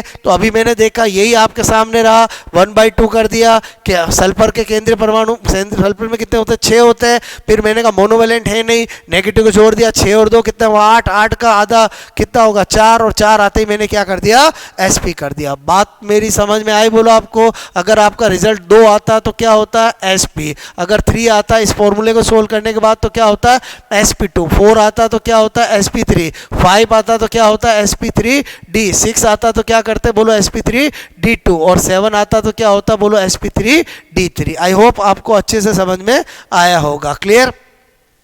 Fe+3 आयन Fe+2 से अधिक स्थायी है। चलो कारण पता लगाते हैं। परमाणु पर जितना अधिक आवेश होता है उसका स्थायित्व उतना ही अधिक होता है, नहीं। Fe+2 का विन्यास आपका 3d6 है, जबकि Fe+3 का dd5 है। बिल्कुल सही बात है, क्योंकि हाफ फील्ड जो होते हैं वो आपसे मैं कह रहा हूँ अपने नियर बाई से ज़्यादा स्टेबल होते हैं। तो Fe+3 के अंदर क्या होता है, हाफ फील्ड होता है, इसलिए वो Fe+2 से क्या होता है, ज़्यादा स्थायी होता है। अगर आपको 100% आंसर मिल गया, आगे देखने की जरूरत नहीं है। उसके बाद इसका आपको क्या पूछा है, आपसे मेरे को IUPAC नेम। क्लियर। तो आप मुझे बताओ इसका IUPAC नेम आपको पूछा है तो क्या दे रखा आपको, बोलो आपसे मैं कह रहा हूँ ये कोबाल्ट दे रखा है, ये NH3 यहाँ पर 5, और आपसे मेरे को NO2, ठीक है, और मैंने कहा यहाँ पर Cl2। क्लियर। अब आप मुझे एक बात बताओ, इसका नाम लिखना है। सबसे पहले तो आप देखो ऑक्सीडेशन स्टेट क्या होगी, तो मैंने कहा 2 और 1 3, यानी आपसे मैं कह रहा हूँ सब में ये पहला वाला तो हो ही नहीं सकता। क्लियर। पता चला 3 3 और 3। क्लियर। उसके बाद अपन ने देखा कि इसके नाम के अंदर सबसे लास्ट में क्या आएगा, क्लोराइड। एक में ही दे रखा, यहाँ से ही कर सकते हो। और फिर भी आपको नाम लिखना देखना है, तो बोलो क्या होगा, बोलो पेंटा एमीन बिल्कुल सही है, नाइट्रो बिल्कुल सही है, कोबाल्ट आपसे मैं कह रहा हूँ 3rd, और क्लोराइड यानी सी इज करेक्ट आंसर। मतलब थोड़ी सी स्मार्टनेस रखो तो क्वेश्चन बहुत आसानी से आप कर सकते हो। क्लियर। उसके बाद आपसे फर्स्ट और सेकंड कॉलम को आपको मिलाना है, तो आपसे मैंने कहा कि आपको ऐसे क्वेश्चन आपसे मैं कैसे करने हैं। तो आपने क्या देखा कि यहाँ पर ये आपको दे रखा है, पहला आपसे मैं करूँ ये। अब मैंने कहा ये वाला तो 100% आपसे मेरे को कौन सी समावेयता होगी, उप संयोजन। तो मैंने देखा कि बोलो एक ऑप्शन है जिसके अंदर फर्स्ट का 3rd है, तो बोलो उसी से आपका आंसर हो जाएगा। मेरे कहने का मतलब है कि आपको जब पता चल गया कि इसका 3rd है और सारे ऑप्शन में अपने को चल रहा है, एक में 4th, एक में 2nd, एक में 3rd, एक में 1st है, तो जब हमें ए से ही आंसर पता चल गया तो बाकी को देखने की जरूरत ही नहीं होनी चाहिए। ठीक है। निम्न में से थर्मोप्लास्टिक बहुलक है, तो मैंने कहा थर्मोप्लास्टिक बहुलक आपसे पूछा है, तो आप मुझे बताओ कि बोलो यहाँ पर यूरिया फॉर्मल्डिहाइड आ गया, ये तो हो ही नहीं सकता। बेकेलाइट हो ही नहीं सकता। पॉलीथीन बिल्कुल सही है। पॉलीस्टाइरीन और वाइनिल, बोलो आपसे पीवीसी जो है ये डेफिनेटली आपसे मैं कह रहा हूँ ये जो आपके क्या है सारे, बोलो कैसे है, थर्मोप्लास्टिक है। क्लियर। इसमें भी आपका बेकेलाइट आ गया, ये भी हो नहीं सकता। तो आई थिंक मेरी बात समझ में आई। बोलो उसके बाद कौन सा प्रतिजैविक बैक्टीरियो आपसे मेरे को क्या है, सीडल है। क्लियर। बहुत इंपॉर्टेंट है, आपको पता होना चाहिए कि एक होता है बैक्टीरियोस्टैटिक, ठीक है, एक क्या होता है बैक्टीरियोस्टैटिक आपसे मैं कह रहा हूँ, और एक क्या होता है बैक्टीरियोसीडल। ठीक है। एक क्या होता है, बोलो मैंने कहा बैक्टीरियोसीडल। मतलब आपसे मैं कह रहा हूँ एक होते हैं जीवाणु आपसे मैं कहूँ नाशी, ठीक है, और एक होते हैं बोलो आपसे मैं कहूँ एक जीवाणु विरोधी, जीवाणु रोधी, ठीक है, और एक क्या होते हैं, बोलो जीवाणु आपसे मैं कहूँ नाशी। ठीक है। तो आपको कौन सा पूछा है, बैक्टीरियोसीडल। अब आपको मैंने कहा आपको एक का एग्जांपल याद होना चाहिए। जैसे इसकी मैं ट्रिक बताता हूं कि आपको क्या ध्यान रखना, सेलेक्ट से ध्यान रखना। क्लियर। यानी सेलेक्ट आपसे मैं कहूँ बैक्टीरियो, मैंने कहा बैक्टीरियो, बोलो जो आपका स्टैटिक है, बोलो बैक्टीरियो स्टैटिक है वो कौन कौन से हैं, मैंने कहा सेलेक्ट, यानी एस यानी क्या है, सल्फर ड्रग्स, सल्फर ड्रग्स आपसे मैं कह रहा हूँ, मैंने कहा ई यानी क्या है, इरिथ्रो, बोलो इरिथ्रो, आपसे मैं कहूँ माइसिन, ठीक है, बोलो मैंने कहा ई से क्या है, इथेम, आपसे मैं कहूँ ब्यूटोल, ओके, मैंने कहा सी से क्या है, बोलो क्लोरेम फेनिकोल, क्लोरेम, बोलो मैंने कहा फेनिकोल, और टी से क्या है, बोलो टेट्रासाइक्लिन, ठीक है। तो हमें पक्का पता चल गया कि ये सारे तो मेरे कौन से बैक्टीरियोस्टैटिक है। तो अभी आपको बैक्टीरियोसिडल पूछा है, तो इरिथ्रोमाइसिन हो नहीं सकता, टेट्रासाइक्लिन हो नहीं सकता, क्लोरेमफेनिन हो नहीं सकता, जो बचा है वो क्या है, बैक्टीरियोसिडल है। आंसर निकालने का तरीका समझ में आया होगा, ओके। उसके बाद आपसे मैं कह रहा हूँ, अभी मैंने सारे जितने भी डिस्कस किए केमिस्ट्री के किए, मेरे कहने का मतलब है आपको बिल्कुल रैपिड और एक्टिव तरीके से पेपर को सॉल्व करना है। उसके बाद आपसे मैं कह रहा हूँ, जैसे आपसे मैं को ये क्वेश्चन है, ठीक है, तो इस क्वेश्चन को समझना आप, आपसे मैं कह रहा हूँ यहाँ पर ही ऑप्शन और भी थे, आपसे मैं कह रहा हूँ एक माइनस आप, ठीक है, इस तरह से, ओके। तो मेरे कहने का मतलब है यहाँ पर सोल्व करते हैं, आपको पता है एक आपको ये दे रखा वेक्टर और एक ये वेक्टर दे रखा है और लंबवत है, तो मेरे कहने का मतलब है लंबवत परपेंडिकुलर, तो आपको पता है दो वेक्टर का जो अगर मैं बोलो दोनों एक दूसरे के परपेंडिकुलर होते हैं तो उसका अदिश गुणनफल क्या होता है, 0 होता है, क्लियर। तो मेरे कहने का मतलब अगर 2i बोलो प्लस 3j बोलो प्लस 8 के, आपसे मैं करूं, और अगर मैं इसका अदिश गुणनफल करता हूं 4j माइनस 4i बोलो प्लस a के, ठीक है, इजिकल टू क्या करना, 0। तो ये कौन है, i, इधर i हमेशा अदिश गुणनफल में i सेम सेम का मल्टीप्लाई होगा, तो 4i का इसे करूंगा तो माइनस का 8 आ गया, बोलो आपसे जे करूंगा तो कितना हो गया, 12 आ गया, 8 आपसे मैं कहूँ a आ गया, और इजिकल टू क्या करना, 0। तो मैंने देखा ये कितना बचा, बोलो 4 बचा, आपसे मैं कहूँ ये 8 अल्फा इजिकल टू 0, तो आपसे मैं करूँ 8 बोलो अल्फा इजिकल टू माइनस का 4, तो alpha equal to 4 minus 4 divide by 8 करा तो -1/2 इसका करेक्ट आंसर हो जाएगा। बात समझ में आए, बोलो ओके। इस तरह का क्वेश्चन बार बार एग्जामों में पूछा गया है। अब आपको एक बोलो x आपको निकालना है, आपसे मैं कहूँ ये 4 ऑप्शन दे रखे हैं, क्लियर। आपको बोला, आपसे मैं कह रहा हूँ आई क्या है, जड़त्व गुण, आप सब अच्छे से जानते हो जड़त्व क्या होता है, mr²। f क्या है, बल है, चलो बल लिख दिया। v क्या है, वेलोसिटी, बोलो आप अच्छे से जानते हो L(t-1) आपसे मैं कहूँ वेलोसिटी का होता है, क्लियर। w बोलो आपसे मैं कहूँ, मैंने पहले देख लिया नीचे w है ऊपर फोर्स है, तो w को मैंने इसलिए फोर्स को हटाया नहीं क्योंकि बल w क्या होता है, बल इंटू विस्थापन F इंटू L, और नीचे क्या दे रखा L3, क्लियर। तो मैंने क्या देखा, F से F कट गया, बोलो आपसे मैं कह रहा हूँ ये, बोलो आपसे मैं कह रहा हूँ यहाँ पर सोल्व करूंगा तो यहाँ पर r का भी क्या लिख सकता हूँ, L², और यहाँ पर इसको स्क्वायर करूंगा तो L² इंटू t-2, और नीचे क्या बचा, आपसे मैं करूँ ये L4, तो ये कट हो जाएगा, तो अल्टीमेटली बचा क्या, m1 और आपसे मैं कहूँ t-2, तो हमें इसमें कौन सा मिला, बोलो m1 t-2, यानी बी इज करेक्ट आंसर। दिखने में बहुत टफ लग रहा, क्वेश्चन बहुत आसान है, मेरी बात समझ में, जो भौतिक राशियां दे रखी है उनको लिख दिया और कटने के बाद जो बचा वो मैंने आंसर टिक कर दिया, ओके।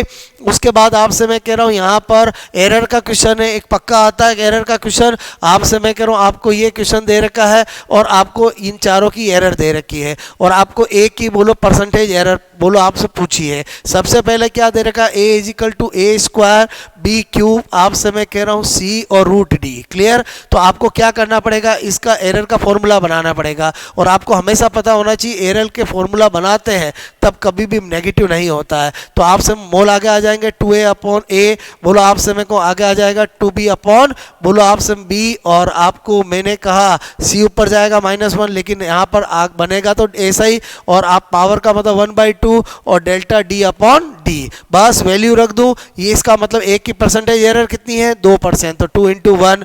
आपसे मैं कहूँ बोलो b की परसेंटेज एरर कितनी है, 3%, बोलो आपसे मैं कहूँ 3 × 3, क्लियर। उसके बाद मैंने कहा c की परसेंटेज एरर कितनी है, 2, ओके, और मैंने कहा d की कितनी है, 2, तो 1/2 × 2 करेंगे, क्लियर। तो यहाँ पर पता चला 2 + 9 + 2 + 1, तो मैंने कहा कितना हो गया, बोलो ये 14% हो गया, बोलो D is correct answer. I hope मेरी बात समझ में आई होगी, ओके। उसके बाद आपसे मैं कह रहा हूं एक आपको विस्थापन समीकरण दे रखी है और आपको एक्सीलरेशन पूछा है। आपको पता होना चाहिए गिवन क्या है, बोलो आपको दे रखा x इज इक्वल टू, आपसे मैं कह रहा हूँ 3t³ और मैंने कहा 7t² और क्या दे रखा, बोलो आपसे मैं कह रहा हूँ 14t+8। अब आपको पता है आपको एक्सीलरेशन पूछा है, तो मैंने कहा पहले वेलोसिटी करूंगा dx/dt, एक बार अवकलन करूंगा तो क्या आएगा, वेलोसिटी। अवकलन कैसे करते हैं, जो पावर होती है उसको आगे लाते हैं और उसमें एक घटा देते हैं, तो आगे लाएंगे तो कितना हो जाएगा 9 और यहाँ पर एक घटा दूंगा तो कितना हो जाएगा स्क्वायर, आगे लाऊंगा तो कितना हो जाएगा 14 और t की क्या हो जाएगा 1 और आपसे मैं कहूँ इसमें आगे लाऊंगा तो क्या होगा 14 और फिर उसमें से घटा दूंगा तो t की पावर क्या हो जाएगी 0 और आपसे मैं कहूँ इसका तो होगा ही नहीं क्योंकि कांस्टेंट का कभी अवकलन नहीं होता है। अब आपसे मैं कहूँ v इज इक्वल टू क्या आ गया, बोलो 9t² + 14t+14 आ गया। क्लियर। अब मुझे बोलो एक्सीलरेशन करना है तो a इज इक्वल टू क्या होता है dv/dt, एक बार और मुझे अवकलन करना पड़ेगा तो इसको आगे लाऊंगा तो क्या होगा 18t, यहां पर करूंगा तो 14, इसका होगा नहीं। तो अब आपसे मैं कहूँ ये मेरा अवकलन का बोलो फॉर्मूला आ गया। अब मेरे को क्या पूछा है, बोलो t बराबर 1 सेकेंड पर। क्लियर, कोई दिक्कत नहीं। बोलो आपसे मेरे को 18 × 1 + 14, तो मैंने जोड़ा तो मुझे क्या पता चल गया 32 मीटर/सेकंड²। बोलो D is correct answer. I hope मेरी बात समझ में आई होगी। 100 मीटर दूरी पर तय करने में बोलो 20 किलोग्राम के द्रव्यमान के पिंड का वेग 20 मीटर/सेकंड से घटकर इतना हो जाता है, तो बल क्या होगा। तो मैंने कहा यार बचपन से पढ़ा है F बराबर क्या होता है ma। क्लियर। तो मैंने कहा m तो मुझे पता चल गया कितना दे रखा 20, बट a तो मुझे दे ही नहीं रखा है। चलो a नहीं दे रखा तो a कैसे करके पता करना पड़ेगा। तो मैंने कहा a पता कैसे करूं, दो वेलोसिटी दे रखी है फाइनल और एक इनिशियल और एक दूरी दे रखी है। तो मैंने कहा आपसे मैं करूं, बोलो हम अच्छे से जानते हैं v² इक्वल टू क्या होता है u² +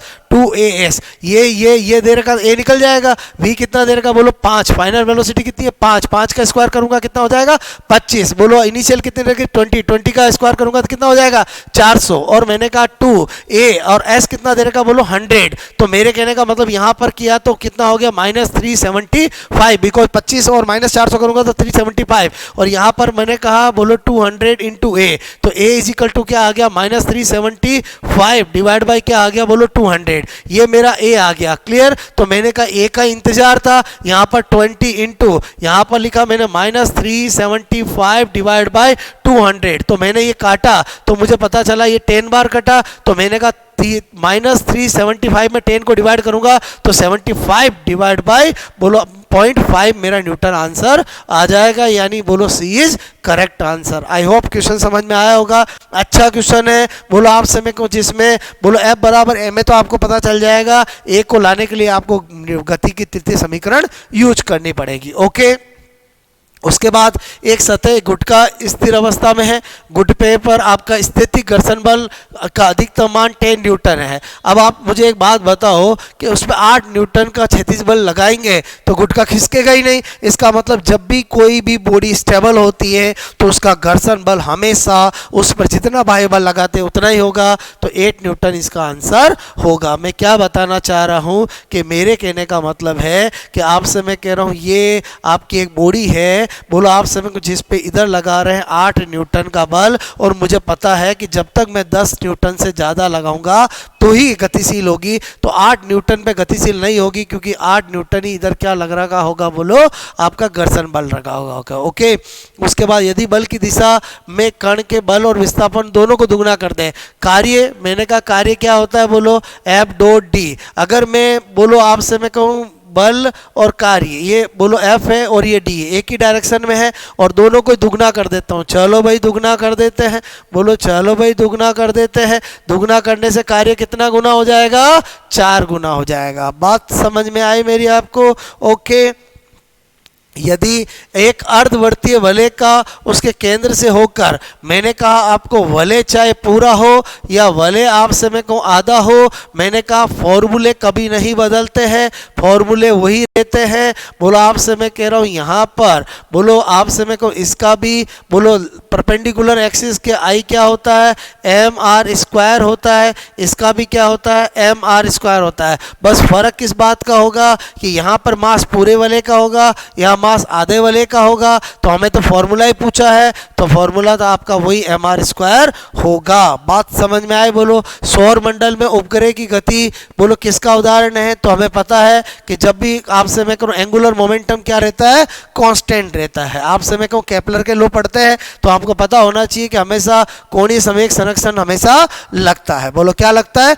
कोणीय संवेग संरक्षण लगता है। जब भी आपसे मैं कहूँ पास होता है तो उसकी वेलोसिटी ज़्यादा होती है और दूर होता है तो वेलोसिटी कम होती है। ओके, फिर दो ग्रहों की त्रिज्याओं का अनुपात k है। बात समझ में आए? कोई दिक्कत नहीं। हमें बोला रेडियस का रेशियो क्या है? बोलो k है। ओके, उसके बाद आपसे मैं कह रहा हूँ हमें बोला उनके गुरुत्वीय त्वरण का अनुपात कितना है? बोलो मैंने कहा बोलो आपको g है। ओके, ये आपको दे रखा है। और उनके पलायन वेग का अनुपात क्या होगा? तो मैंने कहा यार पलायन वेग का फॉर्मूला बोलो r और g की फॉर्म में ये होता है, तो इसका मतलब v1/v2 करूंगा तो डेफिनेटली मुझे क्या करना पड़ेगा? 2g1r1/2g2r2। क्लियर? तो मैंने कहा 2 और 2 तो कट हो जाएगा, तो मैंने कहा g1/g2 भी g दे रखा है, r1/r2 क्या दे रखा? k दे रखा है, तो मेरा आंसर आ जाएगा बोलो kg, यानी आपसे मैं कहूँ kg की पावर 1/2, यानी आंसर क्या हो जाएगा मेरा? बोलो is correct answer. I hope आपको मेरी बात समझ में आई होगी। ओके, उसके बाद आपसे मैं कह रहा हूँ केपलर के अनुसार किसी ग्रह का आवर्तकाल t और सूर्य की दूरी r सही संबंध क्या होगा? तो मैंने कहा केपलर का जो थर्ड लॉ है, ठीक है, थर्ड लॉ क्या कहता है? t² is inversely directly proportional to r³। तो अपन ने देखा कि अगर आपको यहाँ पर पूछा है तो t और ये r इधर आ जाएगा, इजिकल टू क्या होगा? बोलो कांस्टेंट। और इसको हम क्या लिख सकते हैं? t² r-3 is equal to constant. तो मैंने कहा ये आपसे मैं करूँ ये भी दे रखा है, ये भी दे रखा है, कुछ भी करो दोनों ही सही है। बात समझ में आए? बोलो यानी अल्टीमेटली आंसर क्या होगा वो आपको पता चलना चाहिए। जब एक प्रत्यास्थ पदार्थ जिसका यंग प्रत्यास्थता गुणांक आपसे मैं करूँ ये है और प्रतिबल ये है, बोलो उसके प्रति एकांक आयतन में प्रत्यास्थ ऊर्जा, तो मैंने कहा आपको पता होना चाहिए कि बोलो प्रत्यास्थ ऊर्जा आपसे मैं कह रहा हूँ ये आपकी बोलो प्रत्यास्थ ऊर्जा बोलो प्रति एकांक अगर हम देखें तो मैंने कहा आपको प्रत्यास्थ ऊर्जा, ठीक है, बोलो आपसे मैं कह रहा हूँ प्रति आयतन, ठीक है, प्रति आयतन उसका फॉर्मूला होता है 1/2 प्रतिबल इंटू विकृति। क्या होता है? बोलो प्रतिबल इंटू विकृति, यानी आपसे मेरे को स्ट्रेस इंटू स्ट्रेन। ओके, अब आपने देखा कि भाई आपसे मेरे को हमें तो ये प्रतिबल एस दे रखा है और प्रत्यास्थता गुणांक दे रखा है, तो कोई बात नहीं। बोलो प्रत्यास्थता गुणांक इज इक्वल टू क्या होता है? बोलो प्रतिबल डिवाइड बाय विकृति। क्या होता है? बोलो प्रतिबल, मैंने कहा आपको स्ट्रेस, बोलो यहाँ पर डिवाइड बाय विकृति। क्लियर? यानी स्ट्रेन। अब मैंने देखा इस फॉर्मूले में मुझे किसको हटाना है? विकृति को, बिकॉज वो मुझे प्रतिबल और प्रत्यास्थ गुणांक के रूप में फॉर्मूला पूछना जाता है। कोई दिक्कत नहीं, आपसे मैं को विकृति को हटाऊंगा तो इधर ले आऊंगा विकृति और यहाँ पर मैं क्या कर दूंगा? बोलो प्रतिबल आपसे मैं कह रहा हूँ और डिवाइड बाय क्या हो जाएगा? बोलो प्रत्यास्थ गुणांक। इसको यहाँ पुटअप करूंगा तो 1/2 पहले से ही प्रतिबल है और मैंने कहा यहाँ पर विकृति की जगह लिखूंगा तो क्या हो जाएगा? प्रतिबल डिवाइड बाय प्रत्यास्थ गुणांक। तो मैंने कहा यहाँ पर क्या हो गया? बोलो प्रतिबल का स्क्वायर और आपसे मेरे को 2y, अब मैंने कहा प्रतिबल को s दे रखा है तो बोलो क्या हो जाएगा? s² और 2y। तो मैंने कहा मेरा आंसर क्या मिल गया? s² 2y। आई होप मेरी बात समझ में आई होगी। ओके, उसके बाद यदि g का मान 0 हो तो द्रव में कौन सा गुण नहीं होगा? तो मैंने कहा शांता, दाब, प्रस्तनाव, उत्प्लावन बल। उत्प्लावन बल बिकॉज जो थ्रस्ट होता है, जो उत्प्लावन आपसे मैं कहूँ बल होता है, वो होता ही क्या है? v इन रो और g। अगर g ही चीज 0 हो जाएगी तो थ्रस्ट को 0 हो जाएगा। तो इसका मतलब ये g नहीं होगा तो कौन सा गुण कभी भी नहीं होगा? उत्प्लावन बल नहीं होगा। क्लियर? उसके बाद निम्न में से किस ताप युग्म के लिए कार्नो इंजन की दक्षता अधिकतम है? अच्छा क्वेश्चन है। सबसे पहले तो आपको पता होना चाहिए कि दक्षता का फॉर्मूला क्या होता है? 1 - T2 अपॉन T1 आपसे मेरे को मल्टीप्लाई 100, ये आपसे मेरे को होता है। अब मुझे पूछा कि किस वाले टेम्परेचर के कॉम्बिनेशन में, एक आपको पता है हाई जर दे रखा वो स्ट्रोक का है और कम दे रखा वो सिंक का है, तो इसका मतलब हुआ कि ये T1 है और ये T2 है, ये T1 है और ये T2 है। आपसे मेरे को ये T1 है और ये T2 है, ये T1 है और ये T2 है। चेक करना पड़ेगा किसके अंदर बोलो आपकी दक्षता ज़्यादा निकलती। चलो एक एक को चेक करते हैं। पहले का चेक करेंगे तो मैंने कहा 1 माइनस यहाँ पर मैं करूँगा तो 60 डिवाइड बाई 80 और मल्टीप्लाई 100 करूँगा तो ये मैंने काटा, ये मैंने ऑप्शन 3 और ये मैंने 4 और उधर लेके गया तो 1/4 इंटू 100 किया तो मुझे 25% दक्षता प्राप्त हुई। क्लियर। उसके बाद दूसरा मैंने किया बोलो बी वाले को तो मैंने कहा 1 माइनस बोलो मैंने कहा यहाँ पर 80 डिवाइड बाई 100 और यहाँ पर बोलो 100, इसको मैंने काटा तो आप समय को इसको मैंने काटा तो 4 और 5 उधर लेके गया तो 5 माइनस बोलो 4 डिवाइड बाई 5 मल्टीप्लाई 100 तो 1 डिवाइड बाई 5 इंटू 100 तो मैंने काटा तो मुझे पता चला कितना होगा बोलो 20%। क्लियर। आपसे मैं कहूँ उसके बाद तीसरे को चेक करते हैं। बोलो आपसे मैं कहूँ दक्षता equal to 1 minus 40 divide by 60 multiply 100, मैंने इसको काटा ये 2 और ये 3 इधर गया, मैंने कहा 1/3 डिवाइड मल्टीप्लाई 100% तो ये कितना आया 33.3%। और मैंने कहा क्वेश्चन नंबर 4 बोलो आपसे ऑप्शन नंबर 4 को चेक करें तो 1 माइनस 20 डिवाइड बाई 40 मल्टीप्लाई 100 तो इसको काटा बोलो 2 और मैंने कहा यहाँ पर 1/2 इंटू 100 और काटा तो कितना आया 50%। बस हमें आंसर पता चल गया है किस में सबसे ज़्यादा दक्षता मिलेगी बोलो डी में मिलेगी। बिकॉज एक में 25 है, एक में बोलो 30 है, 20 एक में 33.3 और एक में 50% है। मैं क्या कहना चाहता हूँ कि जिन क्वेश्चन के अंदर आपको रियल में टाइम की ज़रूरत है वो टाइम आपको देना ही पड़ेगा और वो टाइम आप तभी दे पाओगे जब कुछ क्वेश्चन के अंदर आप टाइम बचाओगे। मेरी बात समझ में आई। ये ऐसा क्वेश्चन है जिसमें आप बिना चेक किए अंदाज नहीं लगा सकते। आई होप मेरी बात समझ में आई होगी। कभी कभी एग्जामिनर क्या करता है ऐसा क्वेश्चन बनाता है जिसमें एक ही क्वेश्चन में वो 4 क्वेश्चन दे देता है। जब स्टूडेंट चारों को सोल्व करेगा वही आंसर निकाल पाएगा। ओके, आई होप मेरी बात समझ में आई होगी।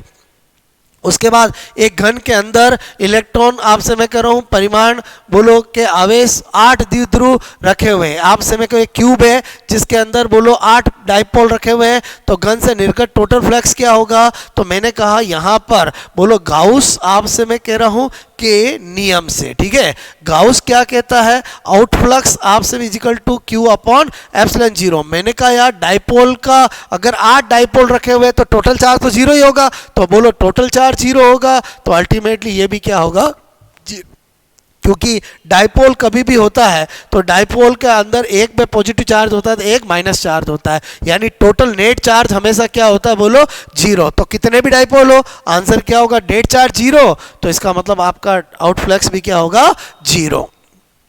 3 प्रतिरोध जिसमें प्रत्येक का 4 ओम है, चित्र अनुसार आपको दे रखा है।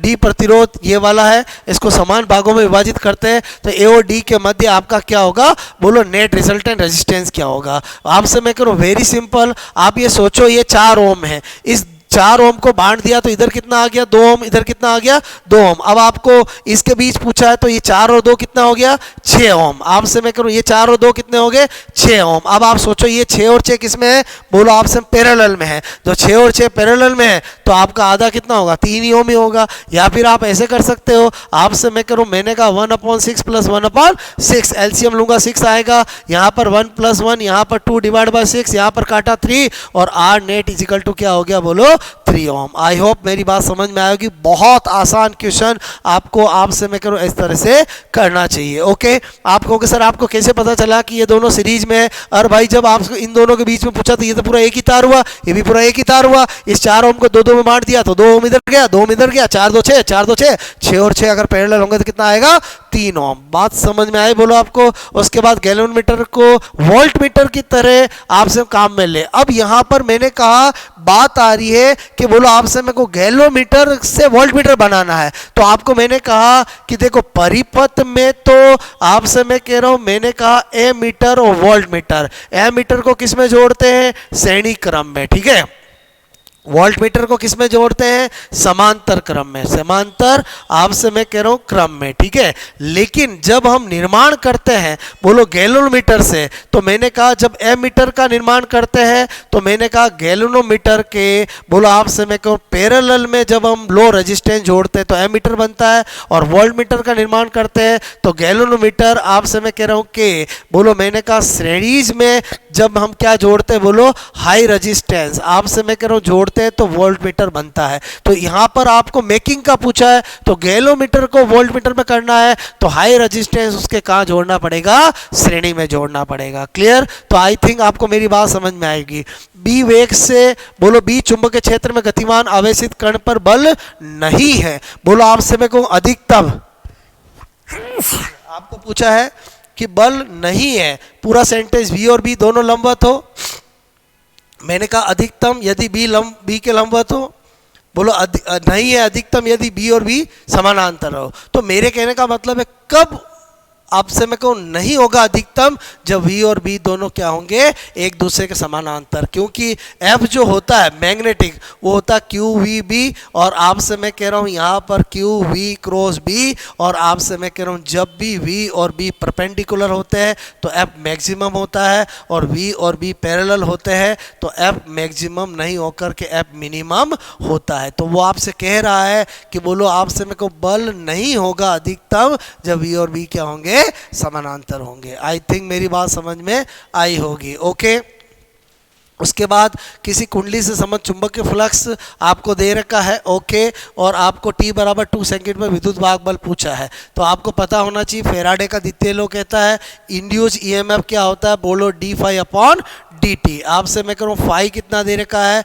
बोलो 3t², बोलो 4t प्लस 9 और डिवाइड बाय मैंने कहा बोलो dt। अवकलन करना है, तरीका वही है, बोलो पावर आगे आती है एक घट जाती है, बोलो आपसे पावर आगे आती है एक घट जाती है। ओके, आपसे मैं करूँ उसके बाद t बराबर किस पे पूछा, 2 पर, तो मैंने कहा t बराबर 2 पटअप करेंगे तो कितना हो जाएगा 12 + 4 मतलब 16 वोल्ट आपका आंसर हो जाएगा। बोलो इस करेक्ट आंसर। आई होप मेरी बात समझ में आई होगी। क्लियर? नाभिक के आकार की साइज बोलो 10⁻⁻15, क्योंकि आपको पता होना चाहिए एटम आपसे मैं कह रहा हूँ कि साइज जो होती है वो एंगस्ट्रॉन ऑर्डर यानी 10⁻10 मीटर की होती है, और जो न्यूक्लियस होता है बोलो आपसे क्योंकि साइज जो होती है वो फर्मी मीटर यानी 10⁻15 मीटर ऑर्डर की होती है, 10⁻15 मीटर ऑर्डर की होती है, यानी B is correct answer. Okay, उसके बाद आपसे मैंने कहा 10 सेंटीमीटर फोकस दूरी के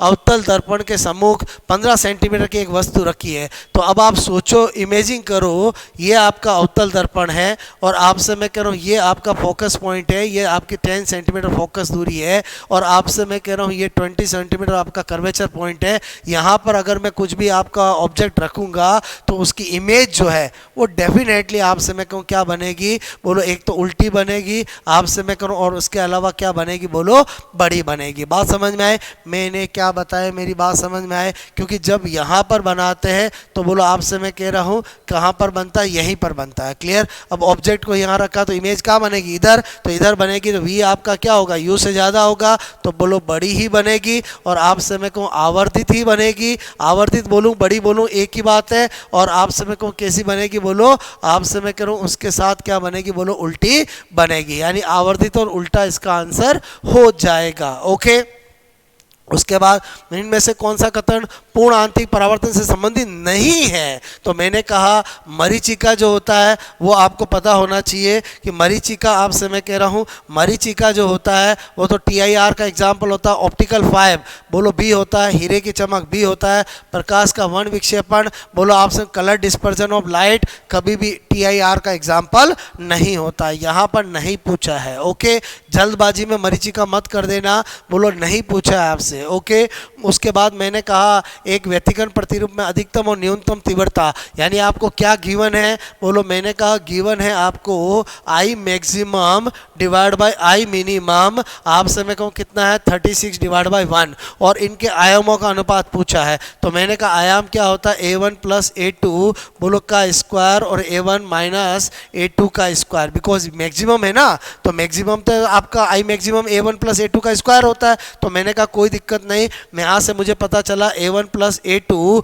divide by A1 - A2 equal to इधर रूट करूंगा तो 6/1 आएगा। बोलो क्रॉस मल्टीप्लाई कर लूंगा, क्रॉस मल्टीप्लाई करूंगा तो ये इधर जाएगा A1 + A2, और आपसे मैं कहूँ इधर जाएगा तो 6, बोलो मैंने कहा A1 - 6 बोलो क्या होगा, बोलो 6A2। ओके, इस आपसे A2 को इधर ले जाऊँ, A1 को इधर लाऊं, तो मैंने कहा उधर ले जाऊंगा तो क्या हो जाएगा 7A2, और इधर लाऊंगा तो क्या हो जाएगा 5 5 A1। मुझे क्या पूछा, A1 अपॉन A2 पूछा है।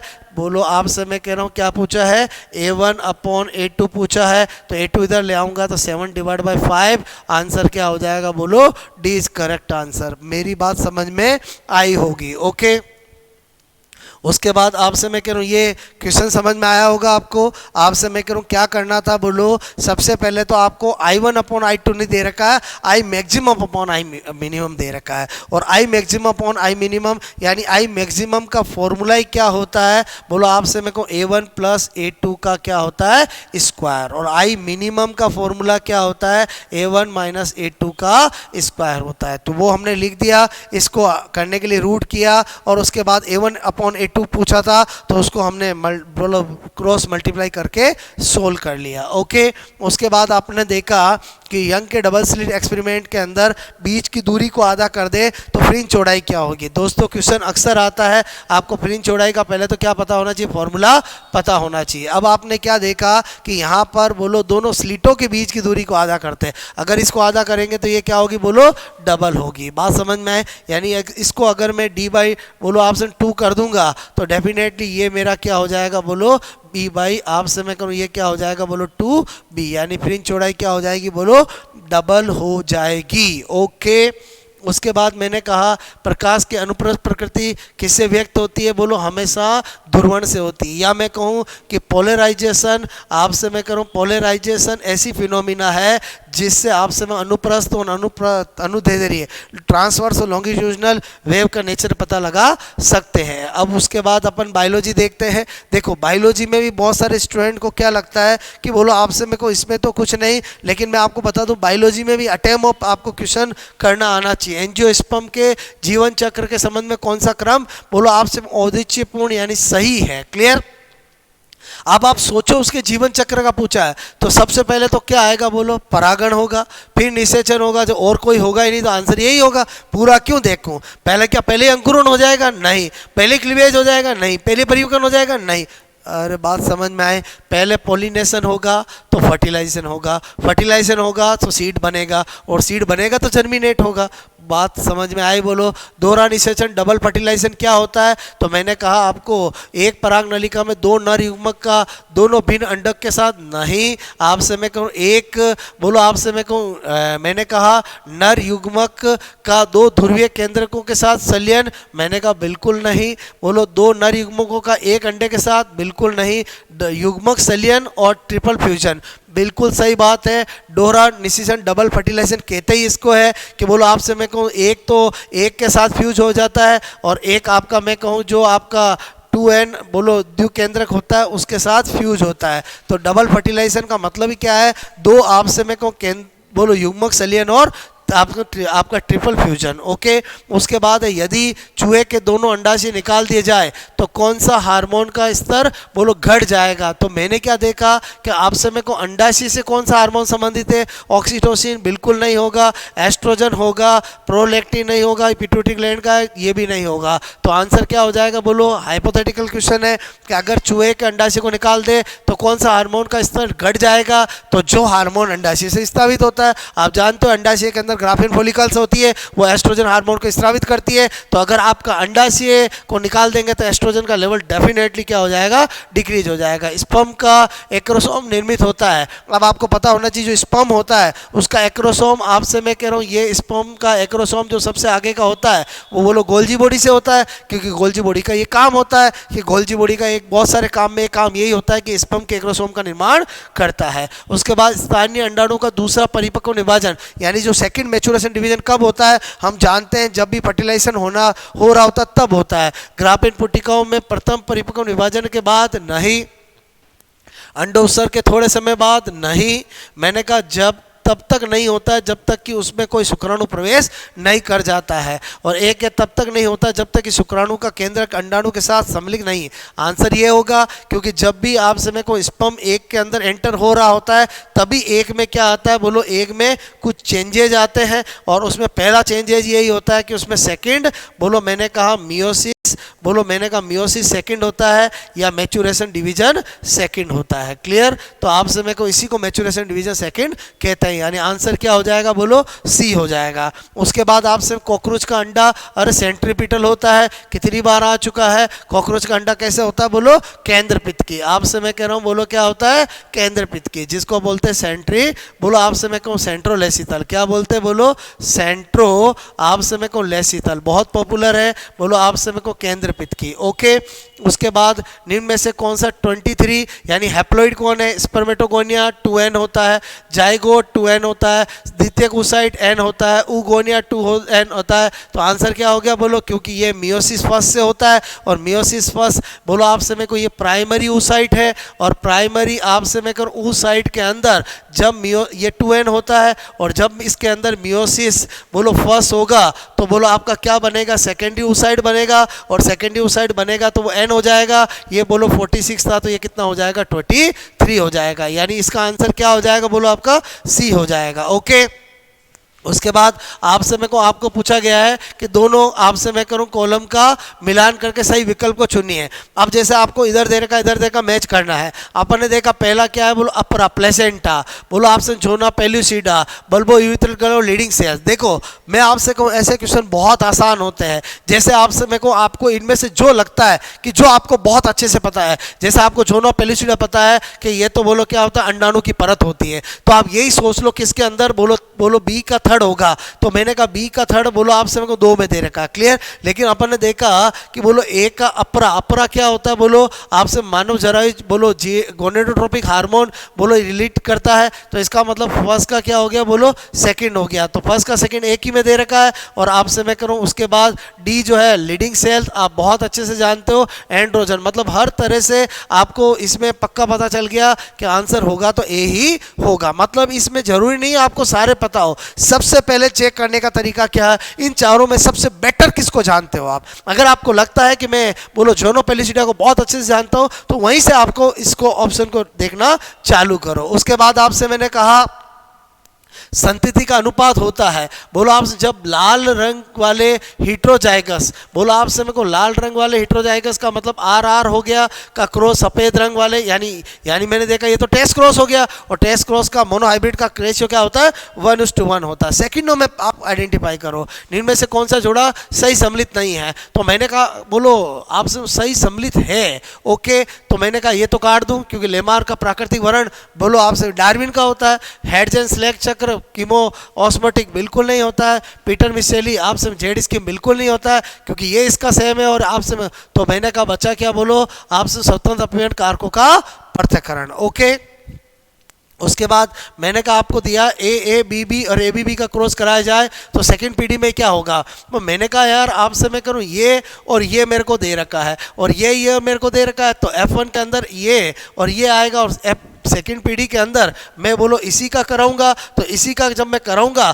तो मेरे को जो पूछा है वो तो हिट्रोजाइगस पूछा है और मैं जानता हूँ हिट्रोजाइगस जो होता है वो तो आपसे मेरे को कितना होता है बोलो, मैंने कहा हिट्रोजाइगस तो 4 होता है, तो 4/16 इसका आंसर हो जाएगा। मैंने कैसे किया मेरी बात को समझना, दोनों डोमिनेंट है तो मैंने कहा 9:3:3:1। ओके, ये होता है फिनोटाइपिक, कैसा रेशियो होता है ये बोलो फिनोटाइपिक। ओके, मैंने कहा इसी का क्या होता है बोलो जीनोटाइपिक। अब जीनोटाइपिक बनता किससे, इसी से बनता है। इस 9 का क्या होता है बोलो आपसे मैं कहूँ 1:1:2, आपसे मैं कह रहा हूँ बोलो मैंने कहा 1, आपसे मैं कहूँ 2 और क्या होता है 4। क्लियर? और ये 1 2 और ये 1 2 और ये 1। अब मेरे को तो बोलो आपसे मेरे को ये वाला देखना है तो हिट्रोजाइगस तो कितना होगा 4, तो टोटल कितना है 16, तो मैंने प्रोबेबिलिटी कितनी कर दी बोलो 4/16। ओके, आपसे मैं करूँ मैंने कहा 9:3:3:1 बोलो अनुपात किस कारण से 9:7 हो जाता है। तो आपको मैंने नॉन एलिलिक आपसे मेरे को इंटरेक्शन बोलो, इंटरेक्शन जो होती है उसके अंदर हम सप्लीमेंट्री सब पढ़ते हैं। तो 9:7 रेशियो किसका होता है कप्लीमेंट्री का होता है। आपको सारे रेशियो याद होने चाहिए, सप्लीमेंट्री का क्या होता है कप्लीमेंट्री का क्या होता है, आपसे CID बोलो ट्रिक से मैंने याद करवाए हैं। ओके, उसके बाद ए और बीच आपसे मेरे को पुनर्संयोजन का प्रतिशत 9% है, और मैंने कहा ए और सी 7% 17 और बी और सी 26। और बोलो आपसे व्यवस्था किस प्रकार की होगी, ये क्वेश्चन जीन मैपिंग का है। बोलो आपसे मैं कर रहा हूँ, तो मैंने कहा आपको क्या करना चाहिए, सबसे पहले 3 जीन है ए बी और सी, तो आपसे मैं कहूँ जिसके बीच ज़्यादा परसेंटेज दे रखे उसको सबसे पहले दूर दूर रख दो। ये कितना हो गया, बोलो 26%। उसके बाद आपने देखा कि अल्टीमेटली ए को सेट करना है, ए और आपसे मैं कह रहा हूँ, मैंने कहा बी और सी में कितना है, बोलो 26%, ए और सी में कितना है, बोलो आपका 17%, और आपसे मैं कह रहा हूँ ये ए और बी में कितना दे रखा 9, और 9 और 17 कितना होता है 26, यानी बोलो आपका अल्टीमेटली क्या हो गया, बोलो बी ए सी मेरा क्रोमोसोमल मैप आ गया, यानी आंसर क्या हो गया डी। बोलो जीन मैपिंग कहते हैं। बोलो आपसे मैं कहूँ ये आपको करना आना चाहिए, जितना ज़्यादा क्रॉसिंग ओवर दे रखा होगा उतनी बीच की जीन की दूरी ज़्यादा होगी, क्योंकि आपसे मैं कह रहा हूँ आपको पता होना चाहिए कि मैंने कहा, बोलो आपसे मेरे को डिस्टेंस, ठीक है, डिस्टेंस बिटवीन आपसे मेरे को लिंकेज, बोलो linkage gene is directly proportional to percentage of crossing over, ठीक है, क्रॉसिंग ओवर, जितना परसेंट क्रॉसिंग ओवर बोलो आपसे मेरे को ज़्यादा होगा उतनी दूरी ज़्यादा होगी। ओके, उसके बाद आपसे मैं कह रहा हूँ अगला क्वेश्चन है इरिथ्रोब्लास्टोसिस, बोलो भ्रूण की किस स्थिति में बोलो बनता है, जब आपको पता होना चाहिए कि आपसे मैं कह रहा हूँ बोलो फीमेल और ये मेल और ये फीमेल, क्लियर। तो मैंने कहा आपको 4 कॉम्बिनेशन बनते हैं, ये RH पॉजिटिव हो, ये भी RH पॉजिटिव हो, दोनों की शादी होगी, बोलो आपसे बच्चों में भी क्या आएगा RH पॉजिटिव, क्योंकि पॉजिटिव डोमिनेंट होता है, दोनों में से एक में होगा तो बच्चों में आएगा। बोलो बच्चा 9 महीने किसके बोलो गर्भ में रहेगा, माँ के, तो माँ और बच्चे का सेम होना चाहिए, सेम होगा तो कोई दिक्कत नहीं, क्लियर। फिर मैंने कहा यानी बोलो आपसे मेरे को इस वाले में भी कोई प्रॉब्लम नहीं है, मैंने कहा ये मेल और फीमेल बोलो दोनों नेगेटिव हो तो आपसे बच्चा भी क्या होगा, बोलो आपसे में चाइल्ड भी कैसा होगा, बोलो मैंने कहा नेगेटिव होगा, इसमें भी कोई प्रॉब्लम नहीं। मैंने कहा 4 कॉम्बिनेशन देखते हैं, एक मेल और एक फीमेल, मैंने कहा मेल क्या हो नेगेटिव, फीमेल क्या हो पॉजिटिव। ओके, तो मैंने कहा बच्चे में क्या होगा, बोलो RH पॉजिटिव, फीमेल के साथ मेल क्या कोई प्रॉब्लम नहीं। एक ही केस अब बचता है, केस 4th क्या, बोलो अगर मेल क्या हो, बोलो RH पॉजिटिव, और फीमेल क्या हो, बोलो आपसे मैं कह रहा हूँ फीमेल क्या हो, बोलो RH नेगेटिव। तो इस केस के अंदर बच्चे में क्या होगा, बोलो RH पॉजिटिव फीमेल के साथ बोलो मिसमैच नहीं करेगा, पहला बच्चा आपसे मैं कह रहा हूँ क्या होगा स्वस्थ, लेकिन अगला बच्चा बोलो नहीं होगा, पूर्णावस्था में डेथ हो जाएगी, बोलो इसी को बोलते हैं इरिथ्रोब्लास्टोसिस फिटेलिस। तो 4 केस बताए, तो आंसर हमारा ये केस हो जाएगा जिसके अंदर इरिथ्रोब्लास्टोसिस फिटेलिस होगा। आपसे मैं कहूँ ए और बी ब्लड ग्रुप वाले माता पिता के ओ ब्लड ग्रुप वाले यानी ए ब्लड ग्रुप, यानी आपसे मैं कहूँ जब कुछ नहीं कहा जाए तो हम यही पॉसिबिलिटी लेंगे, और पूछा ओ ब्लड ग्रुप वाले बच्चे के होने की क्या पॉसिबिलिटी है, चलो मैंने कहा करके देख लेते हैं। तो अपने को पता चला आपसे मैं कहूँ ये वाला बच्चा हो सकता है इनके, बोलो आपसे मैं कहूँ ये वाला बच्चा हो सकता है। ओके, तो 4 बच्चों के अंदर बोलो मैंने कहा ओ वाले होने की प्रोबेबिलिटी कितनी है, 4 में से क्या है, बोलो 1, क्लियर। तो आंसर क्या हो जाएगा, डी हो जाएगा। आई होप आपको मेरी बात समझ में आई होगी, क्लियर। उसके बाद आपसे मैंने कहा यदि माता वर्णांता की वाहक, ओके, तो मैंने कहा माता वर्णांता की वाहक कर दी बोलो, और आपसे मेरे को पिता जो है सामान्य, ओके, तो ऐसे बोलो पहुंचेगा। तो मैंने कहा करके देख लेते हैं आपसे क्या कॉम्बिनेशन निकलता है। तो यहाँ पर हमने एक ये देखा, ओके, और एक मैंने कहा आपको ये देखा, एक ये और एक ये। तो हम क्या देखते हैं, बोलो सभी पुत्रों में, बोलो नहीं सभी पुत्रियाँ नहीं, 50% आपसे मैं कह रहा हूँ बोलो पुत्र जो डेफिनेटली वर्णांध होंगे, और 50% लड़कियां वाहक होगी। तो आपसे मेरे को आंसर क्या हो जाएगा, सी हो जाएगा, बिकॉज ये वाहक तो होगी, बोलो आपसे मैं कह रहा हूँ। ओके, उसके बाद न्यूक्लिक अम्ल में बोलो आपसे मैं कहूँ, देखो यहाँ पर फिर ध्यान देना, बोलो 50% कैसे हुए कि बोलो आपसे मैं कहूँ ये 2 मेल हैं, बस पुत्र है, तो एक पुत्र रोगी और एक पुत्र सामान्य, तो पुत्र के बोलो कितना हुआ, 50% ही हुए,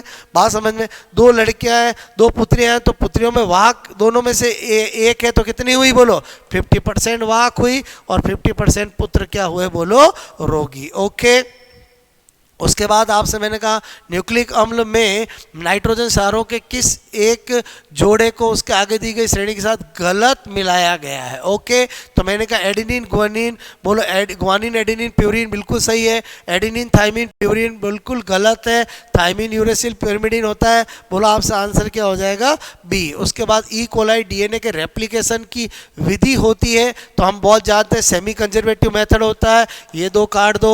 उसके साथ बाई डायरेक्शनल होता है, आपको पता है जब भी आपसे मैं करूं आपका रेप्लिकेशन होता है तो बोलो रेप्लिकेशन हमेशा क्या होता है, बोलो आपसे मैं कह रहा हूं, मैंने कहा कि बोलो रेप्लिकेशन हमेशा क्या होता है, बोलो बाई डायरेक्शनल होता है। कैसा होता है, बाई डायरेक्शनल। आपसे मैं कह रहा हूं, मैंने कहा एक इधर से होता है और एक इधर से होता है, एक कंटिन्यूस चेन बनती है, एक डिसकंटिन्यूस चेन बनती है, तो सेमी कंजर्वेटिव मेथड और क्या होता है, बाई डायरेक्शनल। ओके, उसके बाद आपको आप अनुलेखन, आपसे मैं कह रहा हूं, मैं डीएनए बोलो मैं न्यूक्लियोटाइड का ये है, तो आपका एमआरएनए में क्या होगा, तो हमें पता है डीएनए, बोलो डीएनए से जब हम एमआरएनए बनाते हैं तो डीएनए में ए टी बोलो ए सी जी है, तो इसमें एमआरएनए में उसकी कप्लीमेंट्री होगी, तो एडेनिन का बोलो कप्लीमेंट्री क्या होता है, थाइमिन, थाइमिन की जगह इसमें क्या होता है, यूरेसिल। तो मैंने कहा ये दो ऑप्शन तो हो ही नहीं सकते। उसके बाद मैंने कहा थाइमिन का क्या होगा, एडेनिन। क्लियर, बोलो आपसे मैं कहूँ उसके बाद एडेनिन का क्या होगा, थाइमिन की जगह यूरेसिल।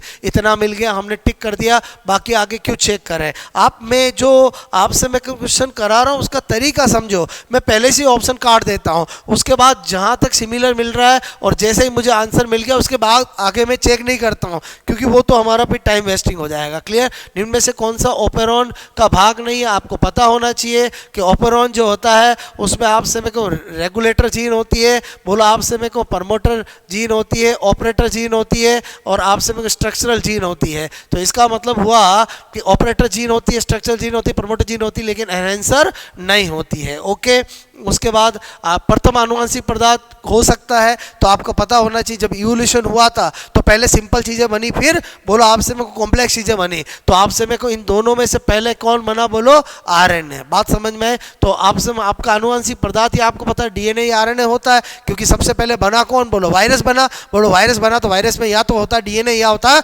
आरएनए, तो हमेशा पहले कौन आया, बोलो आरएनए, फिर कौन आया, डीएनए। मैंने क्या बताया, मेरी बात समझ में?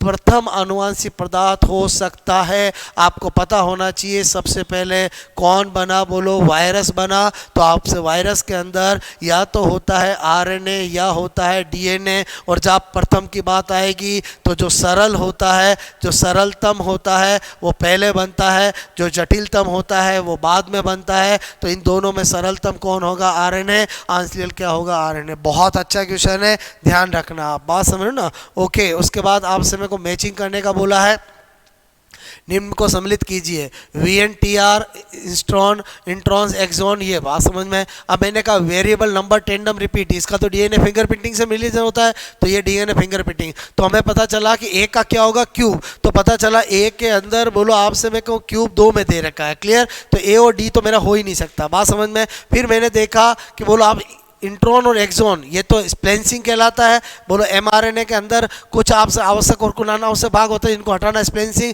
मतलब पक्का हो गया कि बोलो बी का आंसर एस होगा, तो बी का एस मतलब मैं आपसे मैं करूँ मिल गया, आंसर क्या हो गया मेरा, ये हो गया। मेरी बात समझ में आए?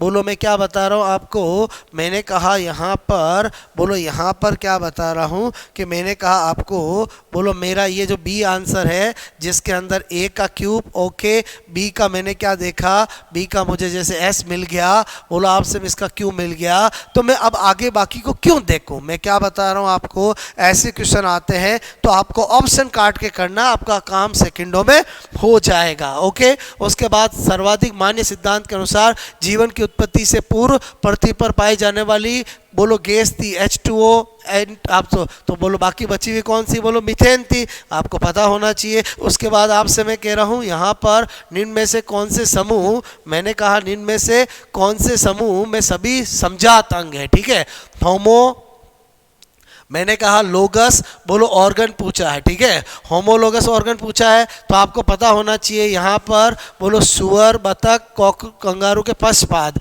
चमगादड़, आपसे मैं कहूँ तितली और पक्षी के पंख, मधुमक्खी, बिच्छू और सर्प के दंश। बोलो आपसे मैं कहूँ ये तो आपका एनालोगस है। होमोलोगस तो क्या होगा बोलो, यही होगा, सुअर हो, बतख हो, कंगारू है, इनके पद जो होते हैं उनकी इंटरनल स्ट्रक्चर बोलो आपसे बिल्कुल सेम होती है, भले एक्सटर्नल स्ट्रक्चर अलग हो, चाहे कार्य इनका अलग हो। बात समझ में? तो आंसर क्या हो जाएगा, ए हो जाएगा। उसके बाद मानव शरीर के अवशेषीय अंग पूछा है, आपको पहला ऑप्शन देखा विजडम टीथ, कोकिस, वर्मीफॉर्म नाखून। हमें पता है नाखून तो हमारा अवशेषीय अंग है ही नहीं, तो बोलो पहला काट दिया। उसके बाद मैंने कहा coccyx, wisdom, vermiform appendix, auricular पैसिया, ठीक है। फिर मैंने कहा इसमें पेंक्रियाज आ गया, बोलो पेंक्रियाज तो अवशेषीय अंग है ही नहीं, इसमें बोलो नाखून आ गया, ये तो है ही नहीं, तो कंफर्म हमारा आंसर क्या होगा बोलो, बी होगा। ओके। उसके बाद मैंने कहा डार्विन वाद निम्न में से किसको स्पष्ट नहीं कर पाया था। आपको पता होना चाहिए डार्विन जो है बहुत अच्छा नेचुरल थ्योरी दी थी, लेकिन डार्विन आपको एक तो विभिन्नताओं को नहीं समझा पाया था, एक हाथी के अंदर जो टच टीथ होता उनको नहीं समझा पाया था।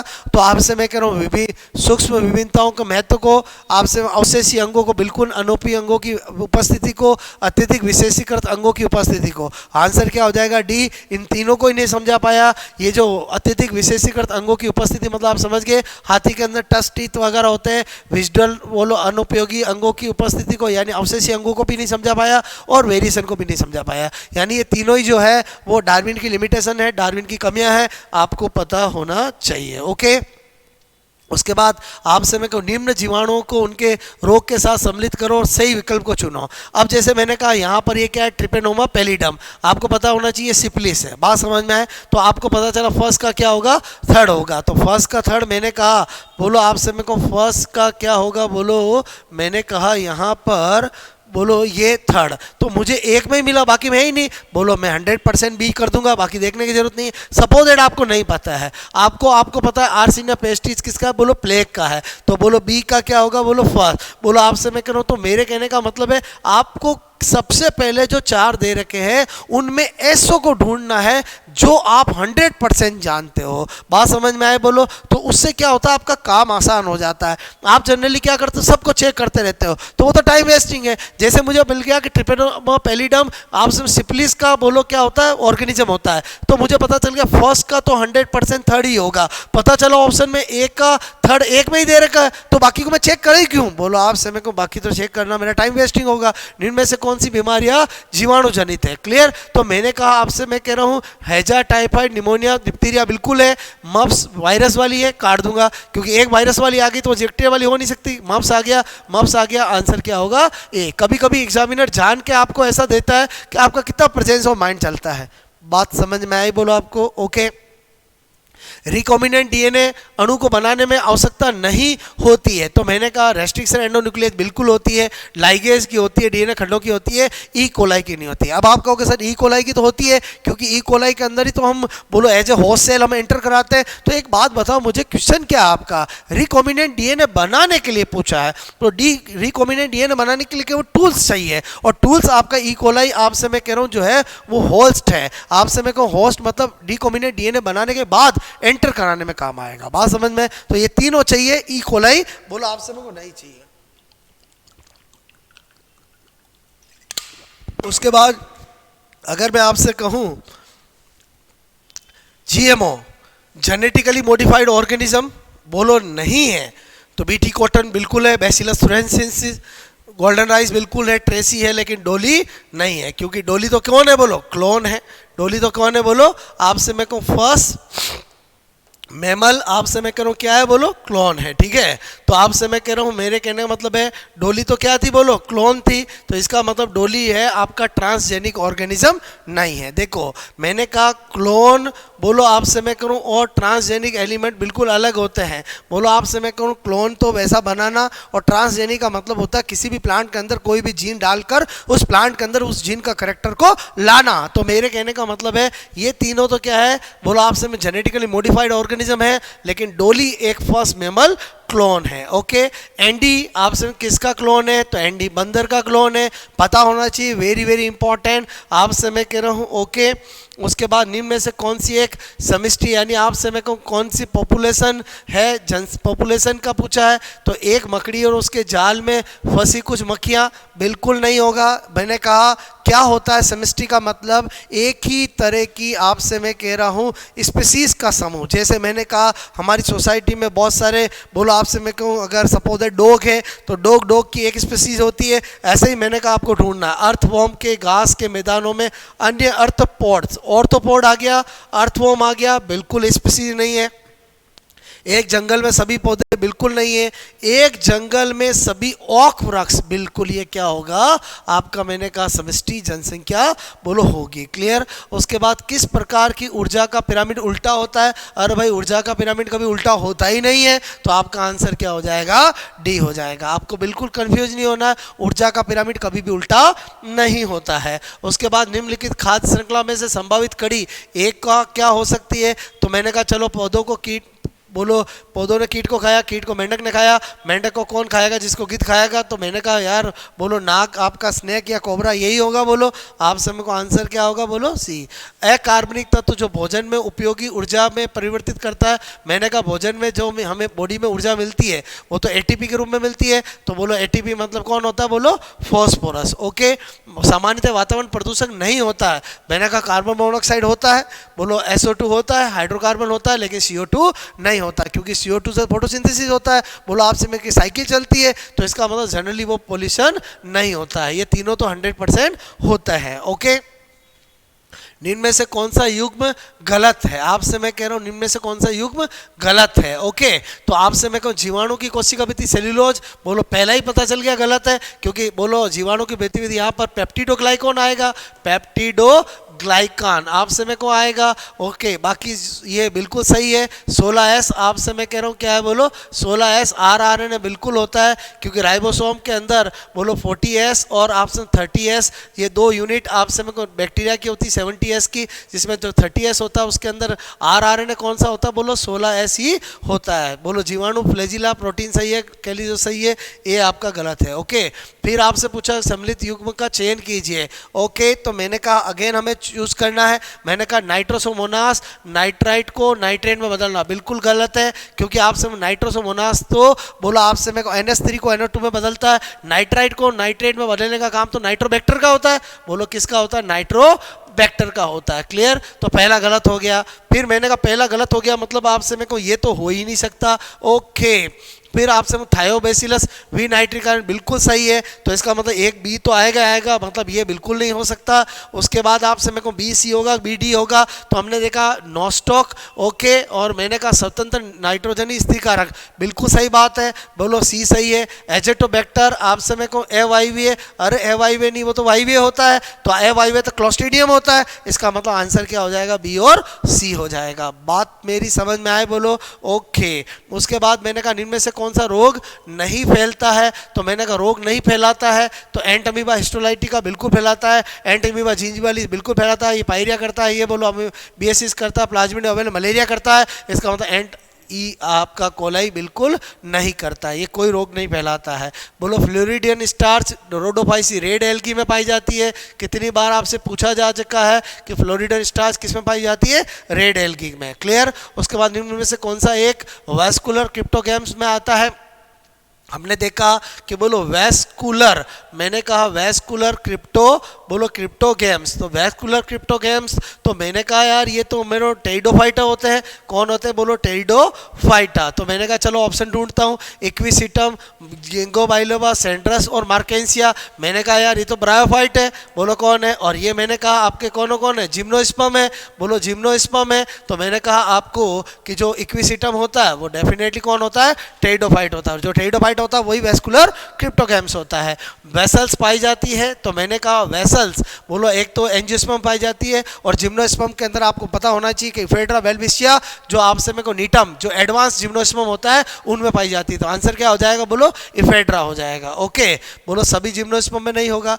जंतु जिसमें स्यूडोसिलोम पाई जाती है, अब मैंने कहा स्यूडोसिलोम तो आपको पता होना चाहिए किस में पाई जाती है, बोलो आपसे में एस्के हेलमंथीज में। किस में पाई जाती है? एस्के, बोलो मैंने कहा एस्के हेलमंथीज हेलमंथीज में पाई जाती है। क्लियर, एसके हेलमंथीज आपसे मेरे को में पाई जाती है। चलो ऑप्शन ढूंढते हैं। बोलो ये तो एनालिडा है, लिवर फ्लूक आपसे में प्लेटी हेलमंथीज है, जेलीफिश होगा नहीं। बोलो आपसे मेरे को आंसर मुझे पता चल गया क्या होगा, वाउचेरिया, क्योंकि ये किसका मेंबर है, बोलो एसके हेलमंथीज। बोलो बात समझ में आए तो मेरे का एस्केरिस हो, वाउचेरिया हो, ये एसके हेलमंथीज होते हैं। एसके हेलमंथीज के अंदर क्या पाई जाती है, स्यूडोसिलोम। तो सबसे पहले आपको क्या पता होना चाहिए, स्यूडोसिलोम बोलो किसमें पाई जाती है, एसके हेलमंथीज, और फिर आपको आंसर ढूंढना आना चाहिए कि इनमें से एसके हेलमंथीज कौन है। ओके, उसके बाद मैंने कहा ज्वाला कोशिका, सबको पता होना चाहिए प्लेटी हेलमंथीज के अंदर ज्वाला कोशिका होती है। टीनिया इसका आंसर हो जाएगा, क्योंकि बाकी सब आपके आंसर जो है वो आपके किसके नहीं है, बोलो प्लेटी हेलमंथीज के नहीं है। ओके, क्लाइटेलम का मुख्य कार्य क्या है, ये आपसे क्लाइटेलम जो होता है और कुकुन निर्माण करता है अर्थवॉर्म के अंदर,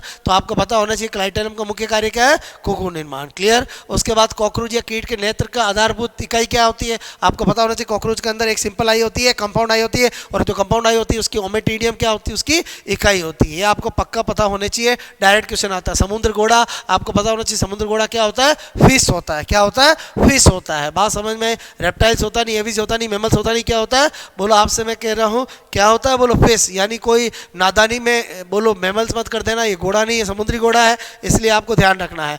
कंपोजिटी कुल के सूरजमुखी में विशेष आपका इन्फ्लोरेसेंस कौन सा पाया जाता है, कैपिटुलम मुंडक पाया जाता है। याद होना चाहिए, वेरी इंपॉर्टेंट, सबसे इंपॉर्टेंट बोलो आपसे मैं कहूँ सबसे विशिष्ट ये होता है। आपको पूछा स्टैंडर्ड, बोलो आपसे मैं कहूँ 2 पंखनुमा और 2, ये तो आपको पता होना चाहिए पेपिलिनिटी मटरकुल का आपका करेक्टर है कि बोलो आपसे धल ध्वज है, 2 पंख युक्त, और आपसे मैं कहूँ कभी आपने पढ़ा होगा, बोलो आपसे मैं करूँ ऐसा।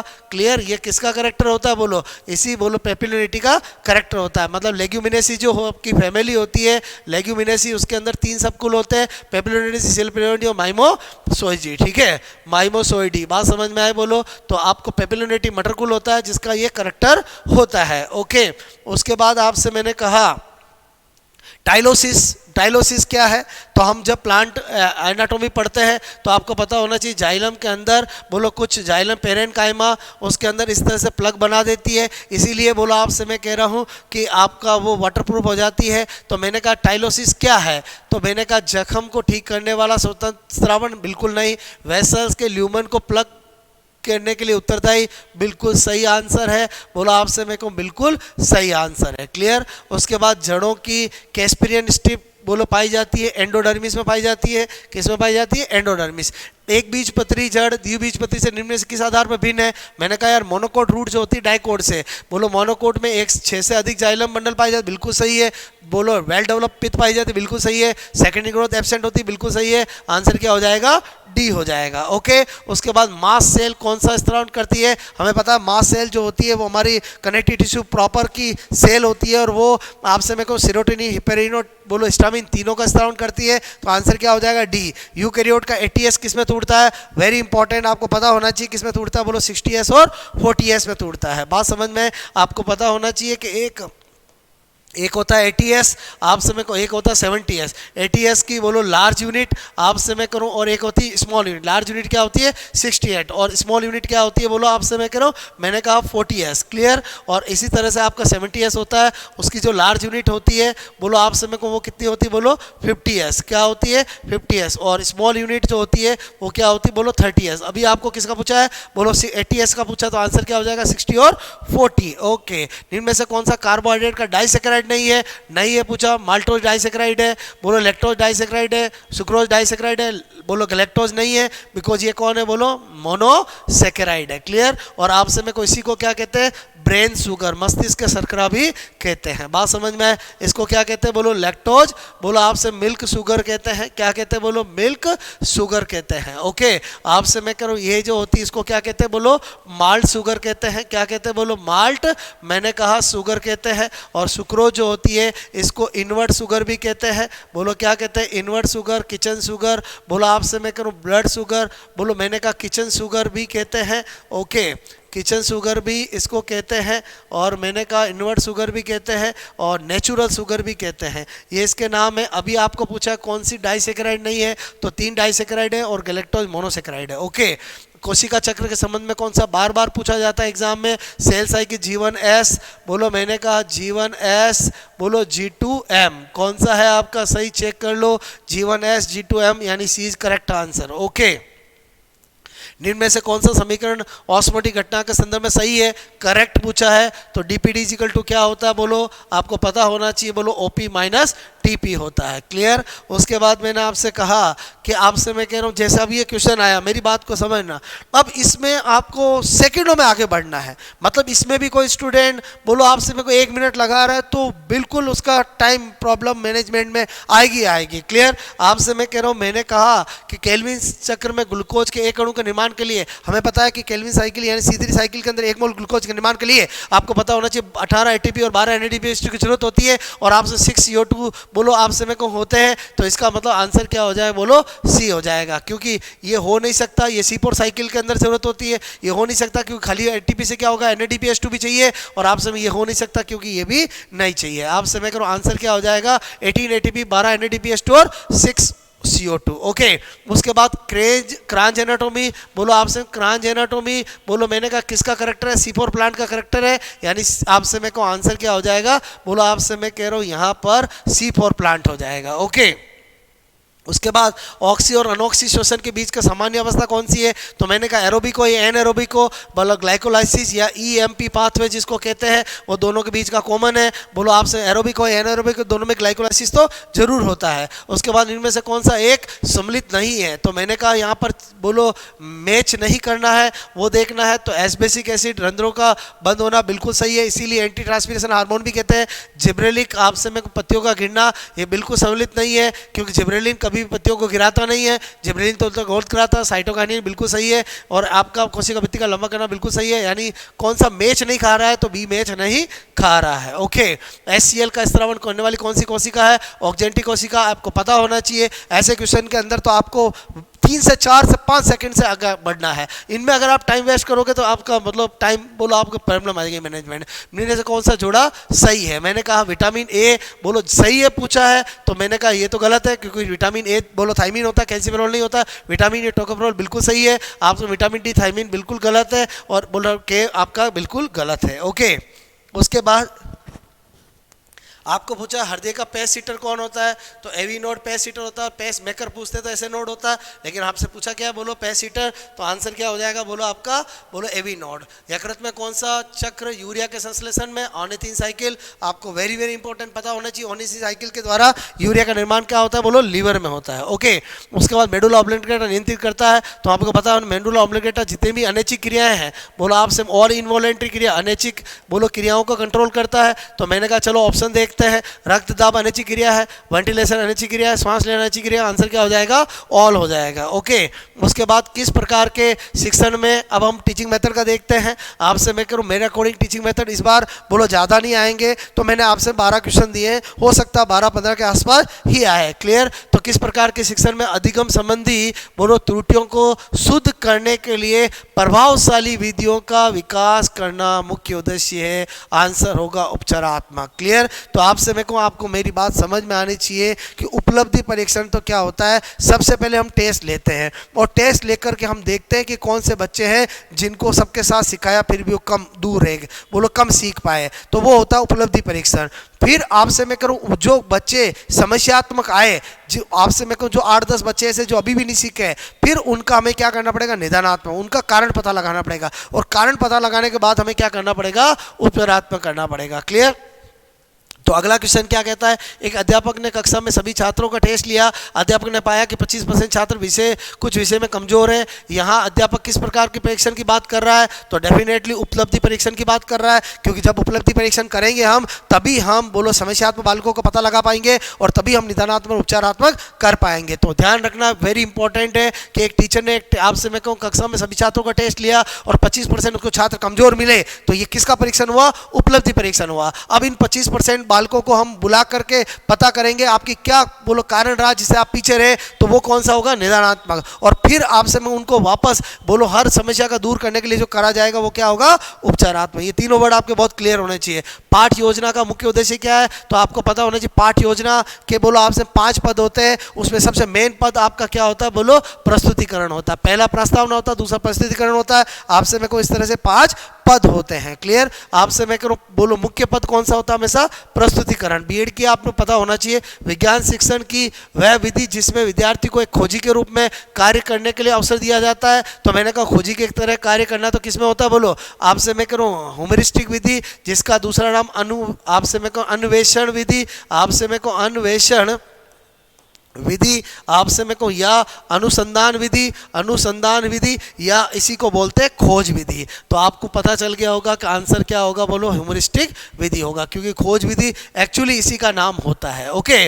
उसके बाद आपसे मैं कह रहा हूँ, मैंने कहा किस विधि में छात्र बोलो काम करके सीखता है, तो बोलो अन्वेषण विधि होगा जिसमें वो करके सीखता है, क्योंकि पाठ्यपुस्तक में नहीं होगा, व्याख्यान में नहीं होगा। प्रदर्शन विधि प्रयोगशाला विधि और व्याख्यान विधि का स्वरूप है जिसके अंदर एक टीचर खुद बोलो बच्चों को दिखाता है, बच्चे केवल देखते हैं, जबकि अन्वेषण विधि या खोज विधि के अंदर बालक खुद करके सीखते हैं। उसके बाद प्रयोजना विधि का प्रतिपादक आपसे मैं कहूँ परियोजना हो या प्रोजेक्ट हो, बोलो कौन होगा, बोलो किलपैट्रिक होगा। कौन होगा, बोलो किलपैट्रिक। क्लियर। उसके बाद कौन सा गुण वस्तुनिष्ठ बोलो आपसे परीक्षा का नहीं है। क्लियर। तो मैंने कहा वैधता है, बिल्कुल वैलिडिटी है, विश्वसनीयता है, संपूर्ण पाठ्य का मापन है, लेकिन व्यक्तिनिष्ठ नहीं है। बोलो बात समझ में। व्यक्तिनिष्ठ वस्तुनिष्ठ परीक्षा में कभी व्यक्तिनिष्ठ का कोई लेना देना नहीं है। बोलो जब भी वस्तुनिष्ठ परीक्षा होती है तो एक व्यक्ति के बोलो आपसे मैं कह रहा हूँ कि बोलो आपसे भाव वहाँ पर कहीं भी काम नहीं आते हैं। बोलो आपसे मैं को इसलिए आंसर डी होगा। कौन सा साधन सबसे ज़्यादा प्रभावी होगा, तो आपको जो 4 ऑप्शन दे रखे रेडियो, टेलीविजन, बोलो ग्रामाफोन और मानचित्र, तो इन चारों के अकॉर्डिंग हम देखें तो टेलीविजन होगा जो सबसे ज़्यादा इफेक्टिव है। ओके। उसके बाद आपसे मेरे को कौन सी प्रक्षेपित सामग्री है, तो मैंने कहा प्रोजेक्टिव मेथड पूछा आपसे, तो प्रोजेक्टिव मेथड आपसे मैं करूँ ओवरहेड प्रोजेक्टर बोलो हो जाएगा, क्योंकि आपको पता है कि प्रक्षेपित किसको कहते हैं, जिसको बताने के लिए हमें कोई ना कोई स्क्रीन या बोलो आपसे प्रोजेक्ट की जरूरत पड़ती है। एक शिक्षक प्रत्येक बच्चे को अपने घरों की रद्दी बोलो सामग्री में कुछ उपयोगी वस्तुएं बनाने को कहता है। शिक्षक का शैक्षिक अभिप्राय नहीं है पूछा है। क्लियर। मतलब जब भी कोई टीचर बच्चों को बोलता है आपके घर पे जो भी रद्दी चीज़ें उनसे कुछ ना कुछ बनाया करो, तो बोलो टीचर क्या बोलो उसके पीछे भाव नहीं होता है। तो बच्चों को पुनः चक्रण प्रयोग और आपसे बिल्कुल सही ये होता है। कूड़े से बनी श्रेष्ठ वस्तुओं की प्रदर्शनी आयोजित करना ये भी होता है। कक्षा के श्रेष्ठ विद्यार्थियों के बारे में निर्णय करना, बच्चों में सृजनात्मक। तो आंसर क्या होगा, सी, क्योंकि टीचर का कभी ये भाव नहीं होता है कि मैं ऐसा बोलूँगा तो कुछ बच्चे श्रेष्ठ निकल के आएंगे, नहीं। बोलो आपसे ये भाव कभी नहीं होता है। उसके बाद मैंने कहा मूल्यांकन का उद्देश्य है, बोलो आपको पता होना चाहिए बच्चों को उत्तीर्ण घोषित करना, बच्चों में क्या सीखा ये जानना, बच्चों के सीखने में आई कठिनाई को जानना, ऑल हो जाएगा। किसी को लगता है ये कैसे हुआ, तो आपको ये हमेशा पता होना चाहिए कि मूल्यांकन के अंदर बोलो आपसे मेरे को मापन तो जरूर आता है। बोलो क्या आता है, मापन। आपसे मेरे को मापन आएगा, मतलब उत्तीर्ण अनुत्तीर्ण घोषित करना, ये भी मूल्यांकन के अंदर उद्देश्य आएगा। बाकी बच्चों ने क्या सीखा वो जानना होगा ही होगा, और क्या आई कठिनाई को जानना ये भी आपको होगा। क्लियर। अधिगम हेतु मूल्यांकन निम्न में से बोलो आपसे किसको छोड़कर अन्य को ध्यान रखता है, तो बोलो आप विद्यार्थियों की दक्षता को, विद्यार्थियों की आवश्यकता को, विद्यार्थियों की अधिगम शैली को, विद्यार्थियों की आदतों को। तो आपसे मेरे को डी हो जाएगा, क्योंकि अधिगम हेतु मूल्यांकन में मतलब बच्चे ने कितना सीखा कितना नहीं सीखा है, उसके लिए ये सारी चीज़ें को रोल रहेगा। बोलो आपसे में किसको छोड़कर बोलो ध्यान रखा जाता है, तो बच्चों की आदतों को इसमें ध्यान नहीं रखा जाता। बात समझ में आए बोलो आपको। मैं आपको 1 के 150 क्वेश्चन एक रैपिड आपसे मेरे को स्पीडली बोलो आपको मैंने बताया है, और आपसे मेरे को क्या सीखना आपको कि अटेम्प्ट पेपर कैसे करना है, कब आपको अपनी सीरियसनेस को बढ़ाना है, कब आपको इजी गोइंग तरीके से आगे बढ़ना है। कुछ क्वेश्चन ऐसे होते हैं जिनमें आपको वास्तव में टाइम देना पड़ता है, जैसे मैंने आपको एक दक्षता वाला क्वेश्चन कराया, आपसे कुछ न्यूमेरिकल मैंने आपको बताया, तो उनमें तो आपको टाइम देना ही पड़ेगा। आपको फॉर्मूला पता है और आप जब तक उनके चारों को चेक नहीं करोगे एक आंसर पर नहीं पहुंचोगे। तो मैं क्या बताना चाह रहा था, मेरी बात समझ में आए, अगर आपने ये जो मैंने सॉल्यूशन बताया है, अगर आपने अच्छे से देखा है तो इससे आपको ज़रूर बेनिफिट होगा, क्योंकि मैं बार बार कहता हूँ खाली पढ़ने से सिलेक्शन नहीं होता है। एक स्टूडेंट का अटेम्प्ट ऑफ पेपर करने का तरीका आना चाहिए, उसमें स्मार्टनेस आनी चाहिए और सबसे बड़ा कूल रहना चाहिए। ईक्यू को मजबूत करो। आज भी टेस्ट देना है, बहुत सारे स्टूडेंट घबरा रहे थे, बिल्कुल घबराने की ज़रूरत नहीं है। आपने जो अच्छे से पढ़ा वो आपको पता चल जाएगा एक्चुअली आप क्या करते हो। आपसे मैं करूँ बहुत ज़्यादा घबराते हो, ये पढ़ लूँ वो पढ़ लूँ, ये भी नहीं पढ़ा, तो आप अपने माइंड के अंदर एंट्रोपी को बहुत बढ़ा लेते हो, आपसे मेरे को अव्यवस्था को बढ़ा लेते हो, तो आपको फिर इजी सी चीज़ें ही बोलो, आपको सही से आपको पता नहीं रहती है। आई होप मेरी बात समझ में आई होगी। ये जो मैंने आपको सॉल्यूशन कराया है वो आपको अच्छे से समझ में आया होगा। ओके, आप ज़रूर मुझे बताएं कि आपको कैसा लगा। और उसके बाद अब आपसे मैं कह रहा हूँ आप क्या चाहते हैं कि बोलो आपकी, जिससे मैंने पूरी फिजिक्स आपको करा दिया, पूरा मैंने आपको केमिस्ट्री करा दिया, अगर आप चाहोगे कि और भी कुछ आपको साइको या बायोलॉजी में, जूलॉजी, बॉटनी, एनीवन आपको कुछ भी टफ लगता है, सर आपको ये थोड़ा मेरा ईजी कर दो, तो मैं डेफिनेटली वो भी कर दूंगा। ओके, चलो।